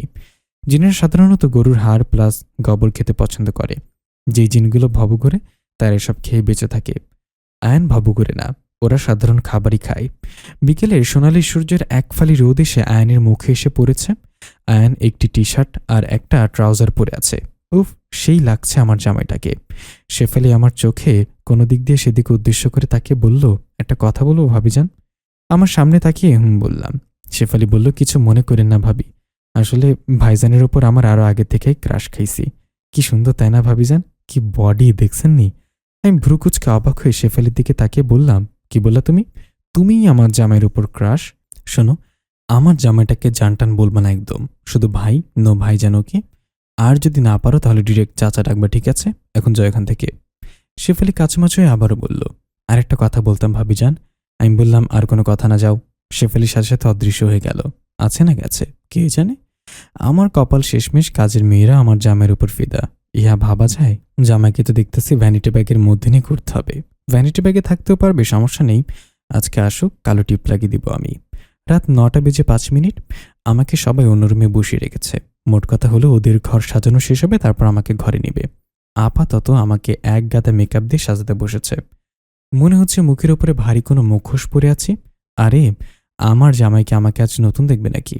আগে কতবারই তো দেখেছে। এতই সকালে দুজন ঘুম থেকে উঠতে গিয়ে ঠাস করে দুজন দুজনের মাথায় বাড়ি খেলাম। ফুলে উঠেছিল, জায়গাটা লালও হয়ে গেল। তখন বুঝি আমাকে খারাপ লাগেনি দেখতে? কে শোনে কার কথা? কি আর করা, চুপচাপ বসে আছি। আয়ান আর আয়াত বাগানে বসে গল্প করছে। আয়ানের হাতে ওয়াইনের গ্লাস, আয়াত ধীরে ঢেলে দিচ্ছে, আর আয়ান ঢকঢক করে গলায় ঢেলে দিচ্ছে। 9:30 আমাকে রুমে নিয়ে গেল। আমিও চুপচাপ খাটে বসে আছি। বিভিন্ন ধরনের ফুল দিয়ে ঘরটা সাজানো হয়েছে। সব ফুলের নামও জানি না। খাটের মধ্যে বড় বড় করে গোলাপের পাপড়িতে লেখা আমার আর আয়ানের নাম। আমি মুখটা বাঁকিয়ে একপাশে বসে রইলাম। আরে, বসে থাকতে থাকতে আমার কোমর ব্যথা হয়ে গেছে। আয়ানের আসা নামই নেই। দেখি তো কি করছে। আরে, ও না আসলে আমি ঘুমাবো কিভাবে? বরকে রেখে বউ ঘুমে ইম্পসিবল। আমি বেলকনি থেকে নিচে তাকিয়ে দেখি আয়ান আর আয়াত হাসাহাসি করছে। নির্ঘাত, আমার কথা ভুলে গেছে আয়ান। আমি লাজ লজ্জা মাথায় রেখে আয়ানকে ডাক দিলাম। আয়ান উপরে তাকাতে জিব্বায় কামড় দিয়ে উপরে দৌড়ে আসতে লাগলো। পেছনে আয়াতও ছুটল। মিনিট খানেক পর দরজায় ঠেলা দিয়ে আয়ান আসলো। কিন্তু আয়ানকে দেখে আমার সুবিধার মনে হলো না। একটু পরে আরও একজন আয়ান ঢুকলো ভেতরে। ওমা, বাসর ঘরে বিনোদন! কাকে রেখে কাকে বলবো আয়ান বুঝতে পারছি না। এর মধ্যে একজন আয়াত আর একজন আয়ান, সেটা বুঝতে পারছি। একজনের চোখের দিকে তাকিয়ে দেখি সে আমার দিকে লোভাতুর দৃষ্টিতে তাকিয়ে আছে। আজ আমি যাকে বেছে নিব আয়ানের মতে আমি তার হব। সে আয়াত হোক আর আয়ান হোক, অন্য একজনের চোখের দিকে তাকিয়ে দেখি সে চোখ ঘুরে অন্যদিকে নিয়ে গেছে, কেমন উসখুস করছে, চোখে হারানোর ভয়। আমি মুচকে এসে দ্বিতীয়জনকেই বেছে নিলাম। আর যাই হোক, আয়াত কখনো আয়নের মতো হতে পারবে না। এক চেহারা হলে কি, এক চিন্তা ভাবনা তো আর না। আয়ান আমাকে মুচকে এসে জড়িয়ে ধরল। আয়াত মাথা নিচু করে নিজের রূপে ফিরে রুম থেকে বের হয়ে গেল। যাওয়ার পর আমি বললাম, আমি এসে সব মেয়েদের মতোই এক হাত ঘোমটা টেনে বিছানায় বসে পড়লাম। কিন্তু এটা কি হলো? আয়ান আমার সামনেই বিছানায় উপর হয়ে শুয়ে পড়ল। আমি প্রশ্নসূচক দৃষ্টিতে তাকাতে বললাম, দেখো, তুমি নতুন বউ না। আমাকে আগে দেখেছ, আমিও তোমাকে দেখেছি। তাই নতুন বড় বউয়ের মতো ঢং না করে স্বাভাবিক আচরণ করাই শ্রেয়। আমি ফুস করে দীর্ঘশ্বাস ছেড়ে ঘোমটাটা খুলে ফেললাম। বললাম, তাহলে আমি বা বউ সেজে বসে আছি কেন? আয়ন ঠান্ডা দৃষ্টিতে শীতল কণ্ঠে জবাব দিল, কারণ আমিও বর সেজে শুয়ে আছি। তাছাড়া তোমাকে বউয়ের সাজে দেখতে ভালো লাগছে, থাকুন একটু দেখি। প্রথম দিন তো রাগ করে দেখিনি, আজ দেখি। আমি মুচকি হেসে কৃত্রিম রাগ নিয়ে বললাম, মরণ, আমার মনে এত প্রেম টেম নেই বাপু, আমি নিরামিষ। যদি ভালো লাগে থাকুন, নাহলে চলে যান। আয়ন চিত হয়ে শুয়ে এক হাত মাথার নিচে এবং আরেক হাত কপালে থেকে চুল সরাতে সরাতে বলল, তোমাকে দেখে তোমার নিজের মনে হয় তুমি নিরামিষ, কিন্তু তোমার মনের ভাষা আমি বুঝি। আমি যা বুঝি তা হলো তোমার মনে প্রেম উতলে উতলে পড়ছে। আমি মুখ ভেঙচি কেটে আর চোখে আয়নের দিকে ফিরে তাকালাম। আয়ন কথা বলার সাথে সাথে গোলাপি ঠোঁটজোড়া ওঠানামা করছে। হঠাৎ এক কাণ্ড বসিয়ে দিলাম আমি। আয়নকে চেপে ধরে আয়নের ঠোঁটে 2 সেকেন্ডের জন্য চুমু বসিয়ে দিলাম। আয়ন চোখ বড় বড় করে আমার দিকে তাকিয়ে আছে। মনে মনে হয়তো ভাবছি, কি ডেঞ্জারাস মেয়ে বাবা, এই মেয়েকে তো ভালো ভেবেছিলাম। বাসর রাতে বরের ওপর রীতিমতো টর্চার শুরু করে দিয়েছে। এটা অন্যায়, ঘোর অন্যায়। এই শাস্তি তোমাকে পেতেই হবে আভা, এক চুলো ছাড় দেব না আমি। কথাটা ভাবতে লজ্জায় কোনোভাবে মুখ ঢেকে দেয়ালের দিকে মুখ করে রইলাম। আয়ন মুখে হাত দিয়ে অবাক হওয়ার ভান করে বলল, আয় হায়, এটা তুমি কি করলা? আমার ভার্জিন ঠোঁটটাকে তুমি একদম নন ভার্জিন বানাই দিলা। এখন আমার বউয়ের কি হবে? যদি আমার বউ জানতে পারে তার গুণধর স্বামী অন্য মেয়ের চুমু খেয়ে এসেছে, তাহলে আমাকে কচু গাছের সাথে গলায় দড়ি দিতে হবে। দিছে ভালো করছো, ভালোভাবে দিতে পারত না? 2 সেকেন্ডের জন্য কেউ চুমু দেয় নাকি? আমার মনে হয় লজ্জায় এক হাত মাটির নিচে ঢুকে যাচ্ছি। কি করে বসলাম? ছিছি, কি লজ্জা, কি লজ্জা! পূর্ণিমার রাত, চাঁদের আলো জানালার পর্দার ফাঁক দিয়ে রুমের মধ্যে পড়ছে। আমি চুপটি করে আয়নের বাহুডোরে ঘুমিয়ে আছি। এক টুকরো চাঁদের আলো এসে আয়নের মুখে পড়ছে। আয়ন সেটা খেয়াল করেনি। আমি আয়নের মুখের দিকে তাকিয়ে আছি। চাঁদের আলো স্পষ্ট দেখা যাচ্ছে মুখটা। আয়ন এক হাত দিয়ে জড়িয়ে ধরে রেখেছে আমায়। আয়ন বা আমি কেউই ঘুমাইনি। রাত 3টে বাজতে চলেছে। ঘড়ি কাঁটা টিকটিক করে ঘুরে জানান দিচ্ছে। আয়নকে দেখে মনে হচ্ছে আয়ন ভালো নেই, মোটেও ভালো নেই। এক চিলতে হাসিও তার মন থেকে আসে না, সবটাই কৃত্রিম। ছেলেটা যতটাই ভালো থাকার চেষ্টা করছে ততটাই ভালো নেই। বুকের মধ্যে চাপা এক কষ্ট নিয়ে দিন পার করছে। আজ হয়তো আমাকে নিজের কাছে চিরদিনের জন্য রেখে দেওয়ার জন্যই মেনে নিয়েছে। আমিও তেমনটাই করছি। ও যতদিন না মেনে নিত, আমি কখনোই ওকে জোর করতাম না। কিন্তু আজকের ব্যাপারটা ভিন্ন। আমার থাকা না থাকার প্রশ্ন এখানে। আয়নের কষ্টটা অনুভব করতে পারছি আজ, কিছুটা হলেও মনের কথা বুঝতে পারছি। তাহলে কি জিনের কিছু শক্তি আমার হতে চলল? হঠাৎ আয়নের চোখ থেকে 2 ফোঁটা পানি গড়িয়ে পড়ল। আমি যে চুপচাপ ওর দিকে তাকিয়ে আছি ও বুঝতে পারিনি। ওর কান্না দেখে আমি নিজেই কেঁদে দিলাম। আয়নের হাতটা ছাড়িয়ে চরম অভিমান নিয়ে অন্যদিকে ফিরে বেশ খানিকটা দূরত্ব বজায় রেখে কেঁদে দিলাম। আমার হঠাৎ এমন আচরণে আয়ন চমকে গেল। পর মুহূর্তে ভাবল হয়তো আমি ঘুমের চোখে অন্যদিকে ফিরেছি। কিন্তু যখন আমার নাক টানার আওয়াজ পেল তখন বুঝলো আমি কাঁদছি। দ্রুত নিজের মুখটা মুছে আমাকে নিজের দিকে ফিরিয়ে প্রশ্ন করল, আভা, কি হয়েছে তোমার? কাঁদছো কেন? Anything serious? বলো আমাকে। আয়নের এমন কথায় আমি আরও আবেগপ্লুত হয়ে গেলাম। আমাকে এমনভাবে কাঁদতে দেখে আয়ন এবার ভরকে গেল। আমার চোখের পানিগুলো মুছে আবারও জিজ্ঞাসা করল, আভা, বলো না, এভাবে বাচ্চাদের মতো কান্না করছো কেন? আমি এবার কান্নার বেগ থামিয়ে প্রশ্ন করলাম, আপনি কাঁদছিলেন কেন? কি এমন হয়েছে যে ওই মেয়ের কথা মনে করে কাঁদতে হবে? আমি তো জোর করে আপনার কাছে থাকিনি। আমাকে ভালোবাসার জন্য আপনাকে কাঁদতে হবে? আমি তো আপনাকে জোর করিনি। সে কেমন মেয়ে যে আপনাকে ছেড়ে চলে যেতে পারে, তার জন্য এমন একটা সময় আপনার কাঁদতে হবে? আমি মেয়েটার কথা তুলতে আয়ন আমাকে ধমক দিয়ে দূরে সরিয়ে দিল। নিজের চুলগুলো টেনে শান্ত হয়ে বড় বড় শ্বাস টেনে বলল, দেখো বাবা, আমাকে যা বলা বলো, ওকে নিয়ে কোনো কথা বলবে না তুমি। তোমার কোনো অধিকার নেই এই বিষয়ে কথা বলার। আমি টলমলো চোখে আয়নের দিকে তাকিয়ে আছি। আমাকে এভাবে তাকিয়ে থাকতে দেখে আয়ন দ্রুত কাছে এসে আমার মুখটা ধরে বলল, আভা, কখনো ভালোবেসেছ? ভালোবাসলে বুঝতে পারতে ভালোবাসার মানুষকে ভুলে থাকে কতটা হাসিখুশি থাকা, এই মুখোশ পরা ঘোর কতটা যে কঠিন তা আমি জানি। ও আমাকে ইচ্ছে করে ছেড়ে যায়নি আভা, ও মারা গেছে। কিন্তু মারা যাওয়ার পরে ওর আত্মাটাকে আমাদের শত্রুপক্ষরা বশ করে নিয়েছে। ও আসে আমার সামনে কথা বলে, গল্প করে চলে যায়। আমি অবশ্য এসব নিয়েই পড়েছিলাম, কিন্তু ও আমাকে কেন যেন তোমার কথাই বলেছিল। বলল আমাকে বিয়ে করে নিতে, তাও তোমাকে। আমি রাজি হচ্ছিলাম না, কিন্তু ও বলল আমি বিয়ে না করলে ও আর আমার সামনে আসবে না। আমি সেই ভয়ে তোমাকে বিয়ে করতে গেলাম, কিন্তু ও আরেক কাণ্ড ঘটে বসালো। আমি যাওয়ার পরেই আমার বাবাকে আক্রমণ করলো। আমার বাবা ওকে আটকিয়ে 2 তলার সেই রুমটায় বন্দি করে রেখেছে। কিন্তু ও যেহেতু অভিশপ্ত আত্মা হয়ে গেছে, তাই মাঝে মাঝে কিছুটা সময় মুক্ত হতে পারে। কিন্তু আমার বিয়ের পর ও বলল তোমাকে মেরে ফেলবে। ও আমার সামনে আসে আভা, খুব ইচ্ছে হয় একটা বার জড়িয়ে ধরে বলি, করো না এসব, আমাকে মুক্তি দাও। তোমাকে ভালোবাসার এবার সুযোগ দাও আবার। কিন্তু হয়ে ওঠে না। দিন দিন পিশাচের রূপ নিচ্ছে ও। আমি কি ওকে ঠকিয়েছি আভা, নাকি তোমাকে ডাকাচ্ছি আমি বুঝতে পারছি না। আমি ওকে ভুলে থাকার চেষ্টা করছি। আমি তোমাকে নিয়ে বাঁচতে চাই, কিন্তু আমি ওকে সত্যি মন থেকে ভালোবেসেছিলাম আভা। হয়তো কখনো এমনভাবে কাউকে ভালোবাসতে পারবো না। বাসর ঘরের স্বামীর কাছে তার প্রেমিকার গল্প শোনা, তাও এমনভাবে। এটা মোটেও সহজ ব্যাপার না। একগাদ অভিমান ছুড়ে বললাম, এগুলো অন্যদিন বলতেই পারতেন। আজ একটা রাত অন্তত আপনার সাথে শান্তিতে কাটাতে পারতাম। আয়ান ভ্রুকুচকে বলল, কেন, তোমার অশান্তি হচ্ছে? আমি বললাম, মেয়ে মানেই হিংসুটে জাতি। তারা নিজের সাধারণ কোনো জিনিস কাউকে দেয় না, আবার স্বামীর ভাগ কাউকে দিবে, তাই না? আমি সরি, আমি বুঝতে পারিনি তার ওই সম্পর্কে এমন কথা বলেছি। আর বলবো না, যেখানে আমার কোনো অধিকার নেই। আয়ান হালকা শব্দ করে হেসে বলল, এই বউজান, রাগ করেছ? আমার রাগ উঠেছিল তো। তোমার অধিকার থাকবে না তো কার অধিকার থাকবে বলো? আমি ফুঁসে উঠে বললাম, একদম প্রেম দেখাবেন না। আপনার চালাকে আমি বুঝতে পারি। বাসর রাতে সতীনের কিচ্ছা গল্প শুনছি। হাইওয়ের মতো চড়া কপাল আমার। আয়ন দুষ্টমি সুরে বলল, বউজান তো দেখছি রাগ করেছে খুব। চুমুটুমু দিব নাকি কয়েকটা? আমি চোখ মুখে হাত দিয়ে সোজা আয়নকে জড়িয়ে ধরলাম। আয়ন দীর্ঘশ্বাস ফেলতেই আমি মুখটা উঁচু করে বললাম, আবারও? আয়ন জিভায় কামড় দিয়ে বলল, সরি বউজান। আমি আয়নের বুকেই মাথা রেখে বললাম, শুনুন, আপনাকে একটা জিনিস দেখাবো। আয়ন আস্তে করে বলল, কি? আমি দ্রুত বাথরুমে গিয়ে ফোনটা এনে চার্জে বসে রেকর্ড চালু করলাম। দুজন কথা বলছে। আয়ন জিজ্ঞাসু দৃষ্টিতে তাকাতেই বললাম, চুপচাপ শুনুন না। আয়ন শুনতে লাগলো। তামসি বলল, আয়াত আমার প্ল্যানটা নষ্ট করে দিল ওই বুড়ি। আয়াত বলল, ঠিক বলেছ। তা না হলে আমিও আফরাকে পেয়ে যেতাম। আমি এই পরিবারকে শেষ করে দিব আয়াত। এরাও আমার পরিবারকে শেষ করেছিল। আমি এদের ছাড়ব না। তাই তো সবে তামসিকে শেষ করে রূপ নিয়ে এই বাড়িতে ফিরে এসেছি। কিন্তু আয়নের জন্য কিছু করতে পারছি না। যদি এবার ওই আফরাকে দূরে সরাতে পারি, তাহলে আয়ন ভেঙে পড়বে। আর এই স্বপ্নের জিনালয় ভেঙে চুরে শেষ হয়ে যাবে। তবেই তো আমার শান্তি। কিন্তু তুমি তো ভালো ছিল আয়াত, তুমি কিভাবে আমাদের দলে যোগ দিচ্ছ? আমি কখনো হারতে শিখিনি তামসি। এবার আয়ন জিতে যাবে, আমি হেরে যাব? কখনোই না। হ্যাঁ মানছি, এই পরিবার আমাকে লালন পালন করেছে, তার মানে এই না যে তারা আমারই পরিবার। আমি এদের সবাইকে শেষ করে আফরাকে ছিনিয়ে নিব। হ্যাঁ, চিন্তাভাবনা তোমার। তার জন্য আগে মিশমি আপুর সাথে হাত মেলাতে হবে। হ্যাঁ সেটা ঠিক, তবে খেয়াল রেখো কেউ যেন না জানতে পারে। দরজার বাইরে কি কেউ আছে? দেখো তো একটু। আয়ান আমার দিকে তাকাতে আমি বললাম, হয়তো ভাবতেন আমি সংসার নষ্ট করার জন্য বানিয়ে বানিয়ে বলছি। তাই আমি রেকর্ড করে রাখলাম।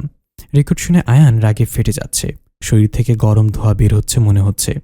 আমি সহ্য করতে না পেরে একটু দূরে সরে গেলাম। একটা হাত দিয়ে আয়ানকে আস্তে করে ধরে বললাম, আয়ান শান্ত হন, ঠিক হয়ে যাবে সব। এখন এমন করেন না, শান্ত হন। কিছুক্ষণ পরে আয়ান এমনিতেই শান্ত হয়ে গেল। আমাকে একটা হাত দিয়ে জড়িয়ে কপালে আলতো করে একটা চুমু দিয়ে বলল, তুমি জিনালয়কে বাঁচিয়ে দিয়েছ আভা। আমি বললাম, এটা তো আমারও জিনালয়। অবশ্য আমি কিন্তু জিনভূত না। কথা বলতে বলতে টের পেলাম আজান দিচ্ছে। এতদিন আজানের বিষয়টা অদ্ভুত লাগলেও আজ আয়ানকে বললাম, আচ্ছা এখানে আজান দিচ্ছে কি? আশেপাশে কোথাও তো মসজিদ নেই। আয়ন ঠোঁট বাঁকিয়ে বলল, চলো ওঠো, দেখাই তোমাকে। আমিও লাফাতে লাফাতে উঠে পড়লাম। আয়ন ব্যালকনিতে নিয়ে বলল, এতদিন তুমি মানুষ ছেলে তাই দেখতে পাওনি। আজ কিছু শক্তি তোমার আছে, তাই তুমি দেখতে পারবে, তাকাও। সামনে তাকিয়ে দেখি একটা সুন্দর কারুকাজ করা সাদা মসজিদ। কিছু লোক লাইন ধরে মসজিদের মধ্যে ঢুকছে। সবারই পা মাটি থেকে এক হাত উপরে। ভয়ে সারা শরীর ঠান্ডা হয়ে যাচ্ছে। অন্য যে কোনো মানুষ এই দৃশ্য দেখলে নিশ্চিত হার্ট অ্যাটাক করত। আমি ভয়ে আয়নের শার্ট খামচে ধরলাম। আয়ন হাতটা ছাড়িয়ে নিজের চুল হাতে বোলাতে বোলাতে বলল, সারা রাত জিনের আদর সোহাগ পেয়ে আর এখন জিনকে ভয় পাচ্ছ? হায় রে মানুষ, ইস কি লজ্জা। মান সম্মানের 12টা বাজাতে এই লোকটা 1 সেকেন্ডও ভাবে না। আমি কথাটা পাত্তা না দিয়ে সামনে তাকালাম। সামনে থাকা জিনগুলোর শরীর থেকে আলোর রোশনি বের হচ্ছে, চকচক করছে শরীর। আমি জিজ্ঞাসা করতে আয়ান বলল, এরকমটা ভালো জিনদের হয়েই থাকে। যারা ইফরিত জিন তাদের শরীর থেকে কালো ধোঁয়া বের হয়। আমারও হবে, দাঁড়াও দেখাচ্ছি, ভয় পেও না। মুহূর্তের মধ্যেই আয়ানের শরীর থেকে আলোর রোশনি বেরোতে লাগলো। পুরো রুম আলোকিত হয়ে আছে। হঠাৎই আয়ান আলোর রোশনিটা বন্ধ করে বলল, চলো, নামাজের সময় হয়ে যাচ্ছে। আমি আর আয়ান উজু করে জায়নামাজে বিছিয়ে নামাজ পড়ে নিলাম। নামাজ শেষ করে আয়ান উপর হয়ে বিছানায় শুয়ে পড়ল। আমি আয়ানের পিঠে ঝুঁকতেই বললাম, ঘুমিয়েছেন? আয়ান জবাব দিল, না, কেন? আমি আয়ানকে ধাক্কা দিয়ে বললাম, তাহলে উপরে শুয়ে আছেন কেন? সরুন, আমি কোথায় ঘুমাবো? আয়ান আর চোখে আমার দিকে তাকিয়ে বলল, কেন, পাশে জায়গা আছে তো। আমি ফস করে ওঠার সাথে সাথে আয়ান হালকা শব্দ করে হেসে চিং করে শুয়ে পড়ল। আয়ানের হাসির শব্দে সারা রুম যেন বারবার হাসছে মনে হচ্ছে। আমি ভয়ে দ্রুত আয়ানের বুকে মুখ লুকালাম। মুখ লুকানো অবস্থায় বললাম, জিনদের হাসি এত ভয়ঙ্কর হয়, আগে জানতাম না তো। আমি তো রীতিমতো মরে যাচ্ছি মিস্টার আয়ান। আপনার রূপ আমার পাগল করে দিচ্ছে। এখন চোখের সামনে শুধু আপনাকেই দেখছি। কিছুক্ষণ পরপর মনটা ঠুস করে লাফিয়ে ওঠে। আয়ান হালকা মিষ্টি হেসে বলল, তোমার কাছে মেরে ফেলার আরো ভয়ঙ্কর যন্ত্র আছে বৌজান। মানুষের প্রেমে যে জিনেরা কেন পাগল হয় আমি এখন সেটা বুঝতেছি হারে হারে। ক্ষণে ক্ষণে তোমার সৌন্দর্যতে মুগ্ধ হচ্ছি। তোমার হাসি, বাচ্চাদের মতো বায়না করে কান্না করা, তোমার আর চোখে তাকানো, অল্পতেই খুশি হয়, এগুলো আমায় বড্ড টানে। তুমি সত্যি মেরে ফেলার অস্ত্র। আমি খিলখিল করে হেসে দিলাম। বার কয়েক হাই তুলে আয়নের বুকে ঘুমিয়ে পড়লাম। আয়ন আস্তে আস্তে ঘুমিয়ে পড়ল। ঘন্টা দুয়েক ঘুমানোর পরেই কিছু একটা শব্দে আমার ঘুম ভেঙে যায়। দেখে আমি আয়নের বুকের মধ্যে আছি, তবে ও যেন কার সাথে কথা বলছে। হ্যাঁ, ওই তো কে যেন বসে আছে। ভালোভাবে চোখ খুলতেই দেখলাম একটা মেয়ে আয়নের পাশে বসে বারবার আয়নের হাত ধরার চেষ্টা করছে। আমি যে হাতের উপর ঘুমানো, আয়ন যথাসম্ভব সেই হাতটাকে শান্ত রাখার চেষ্টা করছে, আর অন্য হাতটা দিয়ে মেয়েটাকে সরানোর চেষ্টা করছে। কিন্তু মেয়েটা কেঁদে কেটে আয়নকে নরম করার চেষ্টা চালিয়ে যাচ্ছে। আয়নের চোখেও পানি, কিন্তু ও নিজেকে শান্ত রাখছে। আয়নের হাতটা ওই মেয়েটা ধরতে আয়নের চোখ পড়ল আমার দিকে। আমি পিটপিট করে তাকিয়ে আছি আয়নের দিকে। আমি উঠে বসতে আয়নও দ্রুত উঠে বসল। আমাকে দেখে মেয়েটা অদৃশ্য হয়ে গেল। আমি মুখটা ফুলিয়ে আয়নের থেকে অন্যদিকে মুখ করে বসে রইলাম। আমাকে দেখে মেয়েটা অদৃশ্য হয়ে গেল। আমি মুখটা ফুলিয়ে আয়নের থেকে অন্যদিকে মুখ করে রইলাম। আয়ন অন্য পাশে ফিরে রইল। কিছুক্ষণ অপেক্ষা করেই আমি আয়নের উপর ঝুঁকে বললাম, খুব বেশি ভালোবাসেন ওকে? তাহলে আমি চলে যাই, কি বলেন? আমার কথায় কোনো ভাবাবেগ হলো না আয়নের। মন খারাপ নিয়ে আমি ব্যালকনিতে গিয়ে বসে রইলাম। বেশ কিছুটা সময় পার হওয়ার পর হঠাৎ একটা ধোয়ার কুণ্ডলি পাকিয়ে কে যেন আমার সামনে এসে দাঁড়ালো। এই তো সে মেয়েটা, হ্যাঁ, এই তো সেই। আমি কিছু বলে ওঠার আগেই মেয়েটা একটা ভাব নিয়ে আমার সামনেই বসতে বসতে বলল, আমি মিমসি। তোমার বর হয়তো আমার কথা বলেছে। যাই হোক, আজ চুক্তি করতে এসেছি। আয়ন সবসময় আমারই থাকবে। তুমি জোর করে ঢোকার কেউ না। এই যে কাল রাতটা যে কাটিয়েছ, এই রাতটার জন্য অনেক মূল্য দিতে হবে তোমায়। এই রাতটা একান্তই আমার আর আয়নের থাকার কথা ছিল। আমাদের মধ্যে এমন কিছু নেই যা হয়নি। তুমি শুধু শুধুই পরল হয়ে আছো। আয়ন শুধু তোমাকে ব্যবহার করছে। শখ মিটে গেলে তুমিও আর কেউ থাকবে না ওর কাছে। এখন বলো, তুমি কি ইচ্ছে করে চলে যাবে নাকি তোমাকে অন্য পথ ধরতে হবে? মিমসির কথাগুলো শুনে খারাপ লাগলো, তবে নিজেকে সামনে নিয়ে বললাম, আমি আভা, আয়নের আভা। নিশ্চয়ই তুমি আমার কথা জানো, তাই না? পৃথিবীতে এত মেয়ে থাকতে আয়নের জন্য আমাকেই বেছে নিতে হলো তোমায়? নিজের সতীন বানানোর এত শখ, নিজের পায়ে নিজেই কুড়াল মারলা। কালকে রাতটা আমি তো জোর করে কাটাইনি। আয়ন আমাকে চিরদিনের জন্য রেখে দেওয়ার জন্য কালকে রাতটা কাটিয়েছে। তুমি বলছো আমাকে ব্যবহার করছে? আমার বর যা করবে সেটা বৈধভাবেই করবে। তোমার মতো অবৈধতে বিশ্বাসী না আমি। আর বলছো চলে যাওয়ার কথা? তুমি তো মরে গেছো। তোমার নেই কোনো ভবিষ্যৎ, কি দিয়ে বাঁধে রাখবে তুমি আয়নকে? আমি ইচ্ছে করে যাচ্ছি না, যা করার করে নাও। তোমার সাথে কথা বলে ভালো লাগলো সতীন। আমার বলা কথায় মিমসি প্রচণ্ড রেগে যায়। এক পর্যায়ে আমার গলা চেপে ধরে, মিমসি, আমার শক্তি এখন কতটুকু? এতটুকু শক্তি নিয়ে আমি কিছুই করতে পারবো না। আমার গঙ্গানির আওয়াজ পেয়ে আয়ন সন্দেহবশত বেলকনিতে চলে আসে। আমাকে এই অবস্থায় দেখে আয়ন মিমসিকে জোরে ধাক্কা দিয়ে সরিয়ে দেয়। মিমসি আবার তেরে আসার আগেই অদৃশ্য হয়ে যায়। ওর মুক্তির সময় শেষ। আয়ন আমাকে কোলে নিয়ে বিছানায় বসিয়ে দিয়ে পানি খেতে দিল। আমার চোখ মুখে পানির ঝাপটা দিয়ে বলল, তুমি ঠিক আছো? আমার চোখ অসম্ভব লাল হয়ে আছে। আয়নের দিকে কঠিন দৃষ্টিতে তাকিয়ে কড়া কণ্ঠে বললাম, আজ আপনাকে একটা সিদ্ধান্ত নিতে হবে আয়ন। আপনি কাকে চান, আমাকে নাকি মিমসিকে? আয়ন কোনো উত্তর দিল না। তাই আমি আবারও বললাম, ভালোভাবে ভেবে তারপর বলবেন আয়ন। আমি ক্লান্ত, আর সহ্য করতে পারবো না। আপনাকে আমি কাল পর্যন্ত সময় দিলাম। ভাবেন, ভেবে ভেবে তারপর সিদ্ধান্তটা জানাবেন। এই বলে আমি এই রুম থেকে বের হয়ে গেলাম। আয়ন কিছু সময় পরপরই নানান বাহানায় আমার কাছে যাচ্ছে, তবে আমি যতটা সম্ভব দূরত্ব বজায় রেখেই চলেছি। টেবিলে আমি নিজেই নাস্তা দিয়ে চলে গেলাম। আয়ন বারবার আমি কোথায় যাচ্ছি সেটা দেখছে। আমি আমার মনে কাজ করে যাচ্ছি। রাত প্রায় ৯টা বাজে। এখানে সন্ধ্যার দিকে কেমন ঝুপ করে রাত নেমে যায়। আমি আয়নের সামনে দাঁড়িয়ে চুল বাঁধছি। পিছন থেকে আয়ন এসে জড়িয়ে ধরল। আমি কোনো রিয়াক্ট করলাম না। একরাশ অভিমান ছুড়িতে বলল, সারাদিন এমন দূরে দূরে রইলে যে, একটা বারও কথা বললে না। আমি কতবার চেষ্টা করেছি কথা বলার জন্য, একটা বার রুমেও আসলে না। তুমি কি আমাকে কোনোভাবে ইগনোর করছো? আমি আয়নের কথার উত্তর না দিয়ে আয়নের হাতটা ছাড়িয়ে বিছানায় গিয়ে চোখ বুজে শুয়ে পড়লাম। আয়নও বিছানায় গিয়ে আমার কোমরটা জড়িয়ে ধরে বলল, প্লিজ বউজান, এমন করো না। তুমি এমন করলে আমার কি হবে বলো তো? আমি তো কথা বললাম না। আয়ন আবারও নিজে থেকে বলল, আমি সিদ্ধান্ত নিয়ে ফেলেছি আভা। আমি ফট করে চোখ খুলে জিজ্ঞাসু দৃষ্টিতে আয়নের দিকে তাকালাম। আয়ন আমার দিকে না তাকিয়ে বলল, আমি তোমাকে আরো আগে থেকে মেনে নিয়েছিলাম, তবে ভালোবাসতাম তো, ভুলতে তো একটু সময় লাগছিল। ভেবেছিলাম তুমি আমাকে বুঝবে, কিন্তু বুঝলে না। আমি ওকে চাই না। আমি আজ একটা দিনে যতটা কষ্ট পেয়েছি, মিশমি মারা যাওয়ার পরেও এতটা কষ্ট হয়নি। আমি তোমাকে ভালোবাসতে পেরেছি আভা। আমার সাথে রাগ করে এবার আয়ন নিজে ওপাশ ফিরে শুয়ে পড়েছে। আমি এদিকে ফেরাতে চাইলেও ওর শক্তির সাথে পেরে উঠছি না আমি। তাই বাধ্য হয়ে আয়ন যেদিকে তাকিয়ে আছে সেদিকে গিয়েই ওর হাতের ফাঁক দিয়েই কোলের মধ্যে শুয়ে চুপটি করে রইলাম। আমার আচমকা এমন কাজে আয়ন বোকা বনে গেল। কিন্তু এত রোমান্সের মাঝেও একটা ভুল করে বসলাম। দরজাটা বন্ধ না করেই শুয়ে পড়েছিলাম। দরজায় কোনো প্রকার নক না দিয়ে আয়াত দরজা ঠেলে ভেতরে ঢুকল। আয়ান ফট করে ছিটকে দূরে সরে গেল। তারপর চুলে হাত বুলিয়ে তোতলাতে তোতলাতে বলল, আরে আয়াত, বস এখানে। কি কি কি কি কি করতে এসেছিস? কোনো কাজ আছে? আয়ন আমার দিকে তাকিয়ে বলল, না, তেমন কোনো কাজ নেই।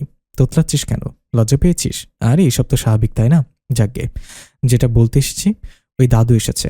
আমাকে দিয়ে একটা খবর পাঠালো তোদের কাছে। তোদের যথাশীঘ্রই বাচ্চা নিতে বলেছে সে। বিস্তারিত কাল বলে দিবে। আয়াত চলে যেতেই আমি আয়নকে চেপে ধরে বললাম, কি এত তাড়াতাড়ি বাচ্চার ভাব হতে চান? আয়ন উল্টো আমাকে চেপে ধরে বলল, কেন, তোমার মন চায় না বুঝি? আমি আবারও চেপে ধরে বললাম, মশাই, এখনো রোম্যান্স করা বাকি রয়ে গেছে। বাচ্চার মা হয়ে গেলে তো আর পছন্দ করবেন না আমায়। বুড়ো হয়ে যাব না আমি? আয়ন আমাকে উল্টে আবারও চেপে ধরে বলল, আরে তাতে কি, আমি বুড়ো হব না বুঝি? আমি ঠোঁট বাঁকিয়ে বললাম, আপনি তো এমনি সুন্দর এবং সুন্দরী থেকে যাবেন। আমি মারা যাওয়ার পরেও আপনি আরও 3 প্রজন্ম বিয়ে করতে পারবেন। আয়ন আমাকে ছেড়ে দিয়ে আরেক পাশে চিত হয়ে শুয়ে হাত পা ছড়িয়ে বলল, আমার বউয়ে গেছে আরও বিয়ে করতে। একটা বউয়ের জ্বালাই বাঁচি না। একজন মরে গিয়ে ফিরে এসে বর্তমান বউয়ের সাথে এখনও সতীন সতীন খেলছে। আবার তুমি মরে গিয়ে আবার ফিরে এসে সতীন সতীন খেলা শুরু করে দিবা। একসময় দেখা যাবে তোমাদের টানাটানিতে আমি ভর্তা হয়ে যাব, নাইলে জ্যান্তই কবরের মধ্যে গিয়ে বসে থাকতে হবে। বলেই হো হো করে হেসে দিল। আমি একগাল হেসে বললাম, আচ্ছা, এত তাড়াতাড়ি বাচ্চা কেন বলুন তো? আয়ন আমার দিকে ঘোর লাগা দৃষ্টিতে তাকিয়ে বলল, আমার এখন বাবা শুনতে ইচ্ছে করছে তাই। আমি বললাম, একদম ফাজলামো করবেন না, যা জিজ্ঞাসা করছি উত্তর দিন। আয়ন হেসে বলল, আরে বাপু, তুমিও যেখানে আমিও সেখানে। আমি জানবো কিভাবে বলো তো? তার চেয়ে বরং আগে কাজটা করে ফেলি, পরে দাদুর থেকে জেনে নেব। আমি মুখ বাঁকিয়ে বললাম, আমার বয়ে গেছে তো তাড়াতাড়ি বুড়ি হতে। আয়ন আমাকে খপ করে ধরে বলল, শোনো, আমাদের বাচ্চা হবে অর্ধেক মানুষ আর অর্ধেক জিন।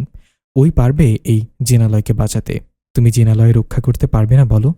আমি অবাক চোখে তাকিয়ে বললাম, অবশ্যই, কেন নয়? আয়ন ভুরু দুটো নাচিয়ে দুষ্টামি সুরে বলল, তাহলে শুরু হয়ে যাক মিশন বাচ্চা। খুব সকাল সকাল চেঁচামেচির আওয়াজে ঘুম ভেঙে যায় আমাদের। অনবরত দরজা ধাক্কাচ্ছে কেউ। আয়ন উঠে দ্রুত শার্টটা গায়ে জড়িয়ে ঘুম ঘুম চোখে দরজা খুলে দিল। দরজা খুলতে ওপাশ থেকে কেউ আয়নকে আষ্টে পৃষ্ঠে জড়িয়ে ধরল। ওই বেবি, তোমাকে কত হট লাগছে বলো তো? উফ, কত যে ভালো লাগছে বলে বোঝাতে পারবো না। একটা ছেলেকে ঘুম থেকে ওঠার পর এত ভালো লাগে সেটা তোমাকে না দেখলে বুঝতেই পারতাম না। এখনই তো এত ভালো লাগছে, তাহলে তোমাকে ঘুমের সময় দেখতে কেমন লাগে বলো তো? আচ্ছা, একটু শার্টটা খোলো না, তোমাকে একটু দেখি। আর এই মেয়ে তো বেহায়া, শুধু বেহায়া নয়, চরম লেভেলের বেহায়া। নতুন বইয়ের দরজায় রাত বিরাতে এসে নতুন বইয়ের জামাইকে টাচ করছে।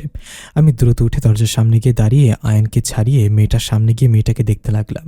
শর্ট একটা ড্রেস পরেছে, মনে হচ্ছে এখনই খুলে নিচে পড়ে যাবে। আমি বললাম, কেডা গাফা আপনি? আমার নিষ্পাপ বরটাকে সকাল সকাল জ্বালাইতে আসছেন? আরে, একটা সতীনকে নিয়েই পারি না আর একটা সতীন এসে হাজির। আফা মাফ করবেন, ভিক্ষা চাইলে অন্য কিছু চান, আমি জামাইরে দিতে পারবো না। তার চেয়ে এক কাজ করেন, আমার কয়েকটা 3 পিস আছে, আপনাকে দিয়ে দিই। আপনাকে দেখে মনে হচ্ছে ভালো কোনো জামা নেই, বাচ্চাদের জামা পরে ঘুরছেন। আমার কথায় আয়ান আর হাসি আটকে রাখতে পারল না। মুখটা হাত দিয়ে আটকে অযথা হাসি থামানোর চেষ্টা করছে। মেয়েটা প্রচণ্ড রেগে গিয়ে আয়ানকে ঝাঁকাতে ঝাঁকাতে বলল, এই, তোমার ঘরে মেয়ে কেন? এই মেয়েটার সাথে তুমি রাত কাটিয়েছ? তুমি তো এমন না, কাজ করতে ঘরে ঢুকেছো বুঝি? তা না হলে আমার মতো এত সুন্দরী রেখে এই মেয়েটার সাথে রাত কাটাবে? ইম্পসিবল। মেয়েটার কথায় আমি মাথায় হাত দিয়ে সিনেমাটিক স্টাইলে বললাম, আরে, রাত কাটেনি মানে? পরপর 4 রাত হয়ে গেছে অলরেডি। প্রথম 2 রাতে তেমন কিছু না হলেও শেষ 2 রাতে না থাক, আমার লজ্জা লাগছে। তোমার যদি সন্দেহ হয় তবে ওই যে আয়নের কাছে লিপস্টিক আছে কানের কাছে, দেখো, মিলিয়ে দেখো, আমার ঠোঁটে একই লিপস্টিক, গলাও দেখতে পারো, কামড়ে দেখ। মেয়েটা প্রচণ্ড রেগে চলে গেল। আয়ন চোখ বড় বড় করে আয়নার সামনে গিয়ে দাঁড়িয়ে বলল, এই দাগটা কখন করলে? এখানে কেউ এমন দাগ করে? এখন আমি বাইরে যাব কিভাবে? আমি মুখে হাত দিয়ে হেসে ওয়াশরুমে চলে গেলাম। নতুন একটা শাড়ি পরে রান্নাঘরে চলে গেলাম। বোরিং সময় আর ভালো লাগে না, তাই কাজের লোকগুলোকে কমিয়ে আমি নিজেই রান্নায় ব্যস্ত হয়ে পড়লাম। আয়ন সোফায় আচ্ছ অবস্থায় বসে টিভিতে রুদ্রা কার্টুন দেখছে। এত বড় বুড়ো ব্যাটা কার্টুন দেখে ভাবা যায়। অবশ্যই এটা ওর প্রিয় কার্টুন। রুদ্রাও জাদু করে, আয়নও করতে পারে। রান্না করতে করতে প্রায় 12টা বেজে গেছে। সবাই ফ্রেশ হয়ে খেতে বসেছেন। শাশুড়িমা আসেনি, তিনি পানের বাটা নিয়ে বসেছেন পান খেতে। শ্বশুর আব্বা কিসের কাজে যেন কোথাও চলে গেছে। যাওয়ার সময় আয়নকে সাবধানে থাকতে বলেছেন। তামসি আর আয়ন একসাথে নামছে সিঁড়ি দিয়ে। আমার ফুপা শাশুড়ি ও দ্বিতীয় সতীনও একই সাথে আসছেন। আমার রান্নার কাজ শেষ, আমি খেতে বসেছি। শেফালি খাবার বেড়ে দিচ্ছে। আমি আয়নের পাশে বসতেই দ্বিতীয় সতীন মানে রিমি চেয়ার পেতে বসে পড়ল। অন্য পাশে আয়াত আগে থেকেই বসা। অজ্ঞতা আমি অন্য লাইনে চলে গেলাম। আয়ন আস্তে আস্তে এসে চেয়ার টেনে আমার পাশে বসে পড়ল। রিমি চোখগুলো বড় বড় করে বলল, আয়ন, আজ আমার থেকে তোমার বউ বড় হয়ে গেল। আয়ন খুক খুক করে 2বার কাশি দিয়ে বলল, তুমি আমার কাছে কবে বড় ছেলে রিমি? সবাই হো হো করে হেসে দিল। রিমি টেবিলে একটা থাপ্পড় মেরে বলল, হাসছো কেন সবাই? চুপ করো। আয়ন, আমি এটা আশা করিনি একদম। আমি তোমার কাছে বসলাম, তুমি ওই পাশে কেন গেলে? আয়ান মাথা চুলকে বলল, বউয়ের সামনে বসে বউয়ের সতীনের সাথে একসাথে বসে খাওয়া কোনো হাদিস নেই বইন। রিমির কথায় সবাই চুপ হয়ে গেলেও আয়নের কথায় আবার সবাই হো হো করে হেসে ফেলল। আজ শ্বশুর শাশুড়ি কেউ নেই খাবার টেবিলে, তাই জম্পেশ আড্ডা হচ্ছে। তামসি শেফালিকে বলে উঠল, এই শেফালি, পটলের তরকারিটা দিত। আমি তামসিকে বললাম, তামসি, ভদ্রভাবে কথা বলো, শেফালি তোমার বড়। তামসি হঠাৎই অগ্নিরূপ ধারণ করে বলল, সেটা তোর কাছ থেকে শিখতে হবে আমায়, ছোট লোক কোথাকার। আমি হালকা এসে বললাম, আমি তো ছোট লোক হওয়ার পরেও স্বামীর বাড়ির সসম্মানে থাকছি, আর তুমি লাট সাহেবের মেয়ে হয়ে অন্য বাড়িতে ফকিরের মতো থাকছ। লজ্জা তোমারই হওয়া উচিত। আমার কথায় সবাই অবাক হয়ে আর চোখে তামসির দিকে তাকাচ্ছে। তামসি আমাকে উদ্দেশ্য করে বলল, কথায় আছে না, অতিবার বেরোনা ঝরে পড়ে যাবে। আমিও ওকে উদ্দেশ্য করে বললাম, একটুখানি বাকি আছে, অতি ছোট হইও না, ছাগলে মুড়ে খাবে। তামসি চোখ রাঙিয়ে নিজের রুমে চলে গেল। পেছনে আয়াতও তামসিকে ডাকতে ডাকতে চলে গেল। আমি টেবিলের জিনিসপত্র গোছাতে শেফালির সাথে সাহায্য করলাম। তারপর আয়ন আর আমি একই সাথে নিজের রুমে গেলাম।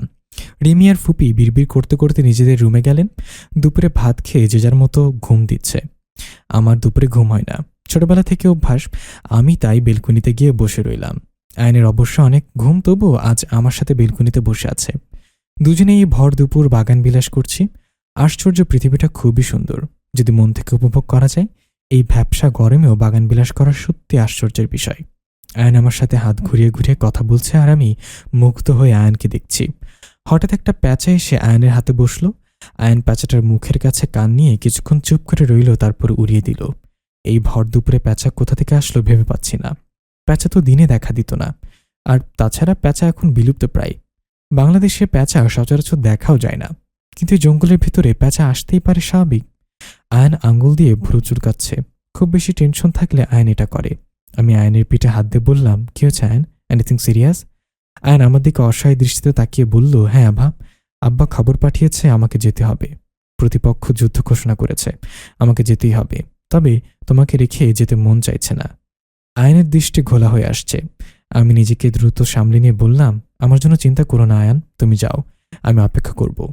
আয়ন আমার মুখটা হাতের মধ্যে নিয়ে বলল, যদি কখনো না ফিরি? আমার বুকটা ধক করে উঠল। আমি দ্রুত বললাম, আরে বোকা, এমন কথা বলো না, তাড়াতাড়ি ফিরে আসবে তুমি। আয়ন আমার কপালে আলতোভাবে একটা চুমু দিয়ে বলল, আমার অনাগত সন্তানের জন্য আমার দোয়া রইল। যদিও পৃথিবীতে আসে আর আমি ফিরে না আসি, ওর মধ্যেই আমাকে দেখতে পাবে। আমি ঠায় দাঁড়িয়ে আছে। একটু আগেও অজানা আশঙ্কার কথা জানতাম না। আয়ন আর পেছনে ফিরে না তাকিয়ে মায়ের কাছ থেকে বিদায় নিয়ে চলে গেল। আমি ব্যালকনি থেকে তাকিয়ে আছি। যদি আয়ন ফিরে না আসে তাহলে আমি কাকে নিয়ে বাঁচব? এমন মনে হচ্ছে কেন আমার? এমন তো কখনো ভয় লাগেনি আমার। কাঁদতে কাঁদতে কখন ঘুমিয়েছি মনে নেই। আজ মনে হচ্ছে মরার ঘুম ঘুমিয়েছি। রাত প্রায় 2টো, আমার ঘুম ভেঙে গেছে। ঘরে আলোর ছিটে ফোটাও নেই। চারিদিকে এক অজানা ভয়ে চুপসে আছে। ঘুটঘুটে অন্ধকারে আজ বেশ ভয় লাগছে আমার। কেমন হঠাৎই গরম লাগতে শুরু করলো। মনে হচ্ছে ঘরে আগুন লেগেছে, কিন্তু হঠাৎই ঘরটা ঠান্ডায় হিমশীতল হয়ে গেল। ঠান্ডায় রীতিমতো চকচক করে কেঁপে উঠছে আমি। হঠাৎই অন্ধকারে আমার গলায় কারোর হাতের স্পর্শ পেলাম। হ্যাঁ, কেউ আমার গলা চেপে ধরেছে। শ্বাস নিতে পারছি না। আচমকাই হাত ছাড়িয়ে দূরে ছিটকে পড়লাম আমি। লাইটের সুইচ হাতড়াতে অন করতে দেখি মিমসি। মিমসি তেড়ে আসতে বললাম, দাঁড়াও। কার জন্য আমাকে মারছ? আয়নের জন্য? আরে তারই তো জীবনের গ্যারান্টি নেই। শোনো মিমসি, আয়ন যদি একটা বার বলতো না আমি মিমসিকে চাই, আমি চলে যেতাম, বিশ্বাস করো। আমি জানি তুমি কতটা ভালো, নাহলে আয়নের মতো ভালো একটা ছেলে তোমাকে ভালোবাসতো না। তুমি বেঁচে থাকলেও আমি সরে যেতাম, কিন্তু তুমি বেঁচে নেই। দেখো, স্বাভাবিক জীবনযাপন তুমি করতে পারবে না কিছুতেই। না তুমি সুখী হতে পারবে, না আয়ন তোমাকে পেয়ে সুখী হবে। বরং আমাকে মেরে ফেলে আয়নের জীবনটা নষ্ট করে দিতে চাইছো তুমি। তোমার কাছে হাত জোর করছি আমি, আয়নকে তুমি বাঁচাও। আমি জানি তোমার অনেক শক্তি, তুমি পারবে। আমার কথায় মিমসি কিছুটা নরম হলো, বলল, আয়ন কোথায়? আমি আস্তে করে বললাম, জানি না, তবে আয়নের বাবা যেখানে গেছে সেখানেই গেছে। মিমসি বলল, আভা, আমি বুঝতে পেরেছি, তুমি আমার বাঁধনটা খুলে দাও, না হলে আমি যেতে পারবো না। আমি ওর কথা মতো উঠে 2 তলার সেই রুমে গেলাম। দেখতে পেলাম মিমসিকে বেঁধে রাখা হয়েছে, তাও মিমসি শুধু আয়নের নাম করে যাচ্ছে। একটা ছেলেকে কতটা ভালোবাসলে একটা মেয়ের মৃত্যুর পরেও ফিরে আসতে পারে। আমি মিমসির বাঁধনটা খুলে দিতেই মিমসি বিশাল এক দানব মেয়েতে পরিণত হলো। এমন ভয়ঙ্কর চেহারা আমি আগে কখনোই দেখিনি। ভয় আমার গলা শুকিয়ে আসছে। মিমসি আমাকে বলল, ভয় পেও না, আমি তোমার কোনো ক্ষতি করব না। এই আংটিটা নাও, যখন বিপদে পড়বে আংটিতে ঘষা দিলে আমি চলে আসব। এবার আমি আসি, আয়নকে বাঁচাতে হবে। এই বলেই মিমসি ধোয়ার আকার ধারণ করে চলে গেল। আমি চিন্তামুক্ত হয়ে এই রুমটা থেকে বেরিয়ে আমার রুমে চলে আসলাম। দিনের পর দিন যায়, কিন্তু আয়ন ফিরে আসছে না, সাথে শ্বশুর আব্বাও না। আয়নের মা তো রীতিমতো কান্নাকাটি জুড়ে দিয়েছে। বেশ কয়েকবার মিমসির দেয়া আংটিটা ঘষে দেখছি, মিমসির কোনো খবর পাওয়া গেল না। কত রাতে যে আমি ভুলভাল স্বপ্ন দেখে জেগে আয়নকে ডেকেছি তার হিসাব নেই, কিন্তু আমার আয়ন আর আসছে না। মাস 2 পরে হঠাৎ একদিনই মিমসি এসে হাজির।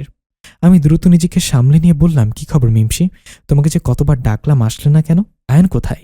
মিমসি তখন কথা বলার অবস্থায় নেই। শরীর থেকে কালো কুচকুচে রক্ত পড়ছে ওর।